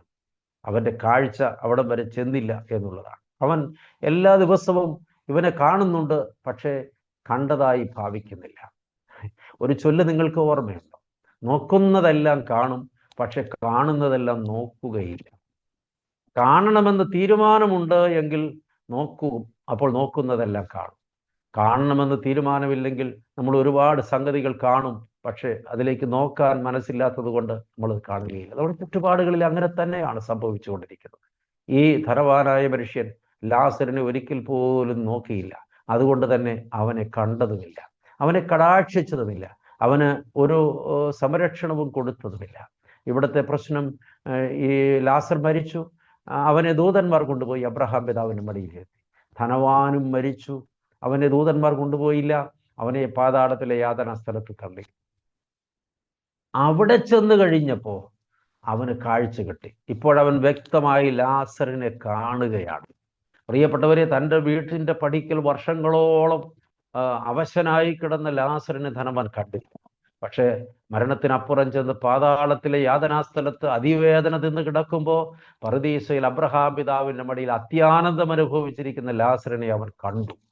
പ്രിയപ്പെട്ടവരെ, ഇന്ന് കാണേണ്ടത്, ഇന്ന് കാണാതെ പോയിട്ട് നാളെ കണ്ടാൽ ആ കാഴ്ച അതിവേദന ഉണ്ടാക്കുന്ന കാഴ്ചയായിരിക്കും. ബാക്കി സംഭവങ്ങളൊക്കെ നമുക്ക് അറിയാമല്ലോ പ്രിയപ്പെട്ടത്. ഇന്ന് കാണേണ്ടത് ഇന്ന് കാണണം. ഇവിടെ സമാപന നിമിഷങ്ങളിൽ പറഞ്ഞു വെക്കുന്നത് കാഴ്ചപ്പാട് മാറണം. പ്രിയപ്പെട്ട ദൈവമക്കളെ, ഈ 2026 നമ്മുടെ കാഴ്ചപ്പാട് മാറണം, നമ്മുടെ ദർശനങ്ങൾ മാറണം. നമ്മൾ കുറെ കൂടെ അനുകമ്പയുടെ കാഴ്ചയുള്ളവരായി മാറണം, കുറെ കൂടെ വിനയത്തിൻ്റെ കാഴ്ചയുള്ളവരായി മാറണം. സമയം പാലിക്കേണ്ടത് നിർബന്ധിതമായതുകൊണ്ട് ഞാൻ ഇനി ദീർഘമായി സംസാരിക്കുന്നില്ല. ദൈവത്തിൻ്റെ പരിശുദ്ധാത്മാവ് വ്യക്തതയോടെ നമ്മളോട് ഇടപെട്ട ഈ ഭാഗ്യകരമായ ദിവസം, ഈ പുതുവർഷത്തിലേക്ക് ചുവട് വയ്ക്കുമ്പോൾ നമുക്ക് ഈ കേട്ട വചനത്തിൻ്റെ വെളിച്ചത്തിൽ ജീവിതത്തെ വ്യക്തതയോടെ ചിട്ടപ്പെടുത്തുവാൻ ഭാഗ്യമുണ്ടാകട്ടെ എന്ന് ദൈവനാമത്തിൽ ആശംസിക്കുന്നു, പ്രാർത്ഥിക്കുന്നു. ഒരു വാക്ക് ദൈവസന്നിധിയിൽ നമുക്കിങ്ങനെ പ്രാർത്ഥിക്കാം. സ്നേഹവാനായ ദൈവമേ, സ്വർഗസ്ഥ പിതാവേ, ഈ ഭാഗ്യകരമായ നല്ല സമയത്തിനായി നന്ദിയോടെ സ്തോത്രം. ഇപ്രകാരം പാദപീഠത്തിൽ ചേർന്ന് വരുവാൻ ഞങ്ങൾക്ക് ഒരവസരം നീ ഒരുക്കി തന്നല്ലോ കർത്താവേ. 2025 പടിയിറങ്ങിപ്പോവുകയും 2026 പടി കയറി വരികയും ചെയ്യുന്ന ഈ അനുഗ്രഹിക്കപ്പെട്ട നിമിഷങ്ങളിൽ നിന്റെ പാദപീഠത്തിൽ ചേർന്നിരിപ്പാൻ, തിരുമുഖത്തേക്കൊന്ന് നോക്കുവാൻ, ദൈവമേ ഞങ്ങളോട് നീ തിരുവായ് മൊഴിഞ്ഞ് സംസാരിക്കുന്നത് ശ്രദ്ധ വെച്ച് കേൾക്കുവാൻ, അതിൻ്റെ വെളിച്ചത്തിൽ ഞങ്ങളുടെ ജീവിതത്തെ ഒന്ന് വിചിന്തനം ചെയ്യുവാൻ, ദൈവമേ ഞങ്ങളുടെ ജീവിതത്തിലേക്കൊന്ന് തിരിഞ്ഞു നോക്കുവാൻ, ഞങ്ങളുടെ കുറവുകളൊന്ന് കണ്ടുപിടിക്കുവാൻ, നീ നടത്തിയ വിധങ്ങൾ ഓർത്ത് നിന്നെ ഒന്ന് മഹത്വപ്പെടുത്തുവാൻ, നാളെയിലേക്കുള്ള ഞങ്ങളുടെ ജീവിതത്തെ ഒന്ന് ചിട്ടപ്പെടുത്തുവാൻ, ഈ അനുഗ്രഹിക്കപ്പെട്ട സമയം നീ ഞങ്ങൾക്ക് ഒരുക്കി തന്ന സാവകാശത്തിനായി നന്ദിയോടെ സ്തോത്രം. കർത്താവായ ദൈവമേ, ഈ വചനം കേട്ടുകൊണ്ടിരുന്ന സകല മക്കളും, ദൈവമേ ഇത് പറഞ്ഞുകൊണ്ടിരുന്ന ബലഹീനദാസനായ അടിയൻ തിരുസന്നിധിയിൽ അനുഗ്രഹിക്കപ്പെടുമാറാകണമേ. 2026 ഞങ്ങൾക്ക് അനുഗ്രഹത്തിൻ്റെ വർഷമായിരിക്കണമേ, സമാധാനത്തിൻ്റെ വർഷമായിരിക്കണമേ, സമൃദ്ധിയുടെ വർഷമായിരിക്കണമേ, കൃപയുടെ വർഷമായിരിക്കണമേ. ദൈവമേ ഞങ്ങളുടെ ജീവിതത്തിൽ പുതിയ ദർശനങ്ങൾ പ്രാപിക്കുന്ന ഒരു വർഷമായിരിക്കണമേ. ഞങ്ങൾ നന്മ കൊണ്ട് നിറയ്ക്കപ്പെട്ടവരായി തീരുന്ന ഒരു വർഷമായിരിക്കണമേ. ഇപ്പോൾ ഞങ്ങൾ കേട്ട വചനപ്രകാരം ഞങ്ങളുടെ ജീവിതത്തിൽ തിരുത്തലുകൾ വരുത്തുന്ന പുതിയ കാഴ്ചപ്പാടോടെ ഞങ്ങൾ ജീവിക്കുന്ന വർഷങ്ങളായിരിക്കണമേ. ദൈവമേ ഞങ്ങൾക്ക് എല്ലാവരുടെയും സ്നേഹിതരായിരിക്കാനുള്ള കൃപ തരുമാറാകണമെന്ന് പ്രാർത്ഥിക്കുന്നു. നല്ല ശമരിയാക്കാരൻ്റെ കൂട്ടാളികളായി തീരുവാൻ, ന്യായവാദങ്ങൾ നിരത്തി മറ്റുള്ളവരെ കണ്ടില്ല എന്ന് വയ്ക്കുന്നവരല്ല കർത്താവെ, എല്ലായിടത്തും ഞങ്ങൾ പങ്കുവെക്കുന്നവരായി തീരുവാൻ സഹായിക്കണമെന്ന് പ്രാർത്ഥിക്കുന്നു.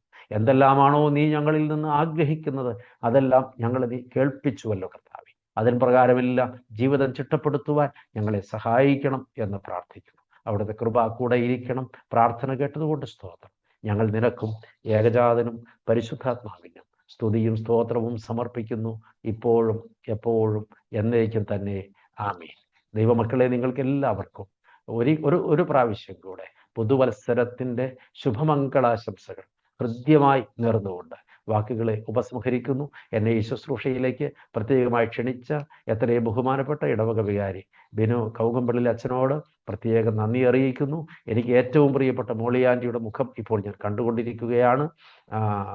ഞാൻ അവിടെ വന്നതും താമസിച്ചതും ഒക്കെ ഓർക്കുന്നു. ഈ ദിവസങ്ങളിൽ മോളിയാൻ്റി എന്നെ വിളിച്ചിരുന്നു, ഞങ്ങൾക്ക് ഫോണിൽ കണക്ഷൻ കിട്ടിയില്ല. വളരെ സന്തോഷം. എല്ലാവരെയും ഓർത്ത് ദൈവത്തെ മഹത്വപ്പെടുത്തുന്നു. നിങ്ങൾ ഇടവകയായി, കുടുംബങ്ങളായി വളരെ അനുഗ്രഹിക്കപ്പെട്ടവരായി സന്തോഷമുള്ളവരായിരിക്കാൻ ദൈവ സംഗതി വരുത്തട്ടെ. ദൈവനാമം മാത്രം മഹത്വപ്പെടുമാറാകട്ടെ. ദൈവത്തിന് സ്തുതി. ആമേൻ. ദൈവ തിരുനാമത്തിന് മഹത്വം ഉണ്ടായിരിക്കട്ടെ. എത്രയും ബഹുമാനപ്പെട്ട പൗലോസ് അച്ഛനോടുള്ള നന്ദിയും സ്നേഹവും രേഖപ്പെടുത്തട്ടെ. ഞങ്ങളുടെ പുതിയ ഒരു വർഷം വലിയ ഒരു ദൈവവചനത്തിൻ്റെ കീഴിലായിരിക്കുവാൻ ദൈവം നമ്മെ അനുഗ്രഹിച്ചു. നമുക്ക് ദൈവത്തെ മഹത്വപ്പെടുത്താം. മുന്തിരിത്തോട്ടത്തിൽ നട്ട അത്തി, എന്നാൽ അതിൽ ഫലം ഇല്ലതാനും. നമുക്കറിയാം, മുന്തിരി എന്ന് പറയുന്നത് എത്രയോ ശ്രദ്ധ കൊടുത്ത്, എത്രയോ പരിപാലനം കൊണ്ട് അതിനെ അത്രയേറെ ശ്രദ്ധ കൊടുക്കേണ്ടുന്ന മറ്റൊന്നില്ലെന്നാണ് ചിന്തിക്കുക. അപ്പോൾ മുന്തിരിത്തോട്ടം എന്ന് പറയുന്നത് ഏറ്റവും ശ്രദ്ധ ലഭിക്കുന്ന ഒരു സ്ഥലമാണ്. എന്നാൽ അത്തി എന്നുള്ളത് ഒട്ടും ശ്രദ്ധ വേണ്ടാതെ എങ്ങനെയും എവിടെയും വളരുന്ന ഒന്നാണല്ലോ. അപ്പോൾ അങ്ങനെ നമ്മെ ദൈവം ഇവിടെ ആക്കിയിരിക്കുമ്പോൾ, വലിയ ആ ദൈവത്തിൻ്റെ തണലിൽ, ദൈവത്തിൻ്റെ കൃപയിൽ ആയിരിക്കുമ്പോൾ, ഫലമില്ലാതായി പോയാൽ അത് വെട്ടപ്പെടും എന്നുള്ള യാഥാർത്ഥ്യം തിരിച്ചറിഞ്ഞുകൊണ്ട് ഈ വരുന്ന വർഷം ഫലമുള്ള അത്തികളായി ദൈവ തോട്ടത്തിൽ വീണ്ടും ശക്തിയെ വളർത്തപ്പെടുവാൻ ഇന്നത്തെ വചനം നമ്മെ സഹായിക്കട്ടെ എന്ന് പ്രത്യേകം പ്രാർത്ഥിക്കുന്നു. ഒരിക്കൽ കൂടെ അച്ഛനോടുള്ള നന്ദിയും സ്നേഹവും രേഖപ്പെടുത്തട്ടെ. അതോടൊപ്പം തന്നെ അച്ഛൻ ഓർമ്മയുണ്ടോ എന്ന് എനിക്കറിയില്ല, ഞാൻ സെമിനാരിയിൽ ഫസ്റ്റ് ഇയർ പഠിക്കാൻ ചെല്ലുമ്പോൾ അച്ഛൻ അവിടെ ഇങ്ങനെ സെമിനാരിൽ ഒരു കഷ്ടാനുവാഴ്ചയ്ക്ക് അടുത്ത് അച്ഛൻ വന്ന്, അപ്പൊ അച്ഛൻ ഒരു 5 മിനിറ്റ് കൊണ്ട് ഒരു ദുഃഖവെള്ളിയാഴ്ചത്തെ ഒരു പ്രസംഗം അച്ഛൻ ഞങ്ങളോട് ഇങ്ങനെ ഒന്ന് പറഞ്ഞു പോയത് ഓർക്കുന്നുണ്ട്. ആ പ്രസംഗം എൻ്റെ ഒത്തിരി ദുഃഖവെള്ളിയാഴ്ച പ്രസംഗങ്ങളിൽ ഞാനത് പ്രസംഗിച്ചിട്ടുണ്ട്. അപ്പോൾ അച്ഛന് ഓർമ്മ ഉണ്ടാവാൻ സാധ്യതയില്ല, എങ്കിൽ പോലും ഞങ്ങളന്ന് കുഞ്ഞുങ്ങളാ. അപ്പം വളരെ അച്ഛൻ്റെ ശുശ്രൂഷയെ ദൈവം പ്രത്യേകം അനുഗ്രഹിക്കട്ടെ എന്ന് പ്രത്യേകം ഇടവകി ഒന്നായി പ്രാർത്ഥിക്കുന്നു. അതോടൊപ്പം തന്നെ അച്ഛൻ്റെ മകൻ ഇവിടെ ടൊറന്റോയിലുണ്ട്. പ്രത്യേകം കുഞ്ഞിനു വേണ്ടി പ്രാർത്ഥിക്കുന്നു. വർഷങ്ങൾക്ക് മുമ്പ് അച്ഛനിവിടെ വന്നതും പ്രത്യേകിച്ച് പോളച്ചനായിട്ട് സംസാരിച്ചിരുന്നു. പോളച്ചനെ ഈ പ്രാവശ്യം ജോയിൻ ചെയ്യണമെന്ന് പറഞ്ഞു, പക്ഷേ കുർബാനയുണ്ട്, അതുകൊണ്ടാണ് ജോയിൻ ചെയ്യാത്ത. അങ്ങനെ ഇടവകയായിട്ടും നമ്മുടെ അനേക ആളുകളുമായിട്ട് വളരെ ബന്ധം പുലർത്തുന്ന അച്ഛനോട് ഒരിക്കൽ കൂടെ നന്ദിയും സ്നേഹവും രേഖപ്പെടുത്തിട്ട് നമുക്ക് പ്രാർത്ഥിച്ച് അവസാനിപ്പിക്കാം. സ്തോത്രം സ്തോത്രം കർത്താവേ, സ്തോത്രമതായിരമായിരമായി അനവധിയായി സ്തോത്രം നാഥ. കൃപ വേണം ഞങ്ങളിലെന്നും അനവധിയായി സ്തോത്രം നാഥ. കൃപ വേണം ഞങ്ങളിലെന്നും. പിതാവാം ദൈവത്തിന്റെ സ്നേഹവും ഏകജാതനായ പുത്രന്റെ കൃപയും പരിശുദ്ധ റൂഹായുടെ സംബന്ധവും ആവാസവും നാം എല്ലാവരോടും കൂടെ കേട്ട വചനത്തോടുകൂടെ ഇന്നും എന്നേക്കും ഉണ്ടായിരിക്കട്ടെ. ആമീൻ. എല്ലാവരോടുമുള്ള നന്ദിയും സ്നേഹവും രേഖപ്പെടുത്തട്ടെ. ദൈവം അനുഗ്രഹിക്കട്ടെ.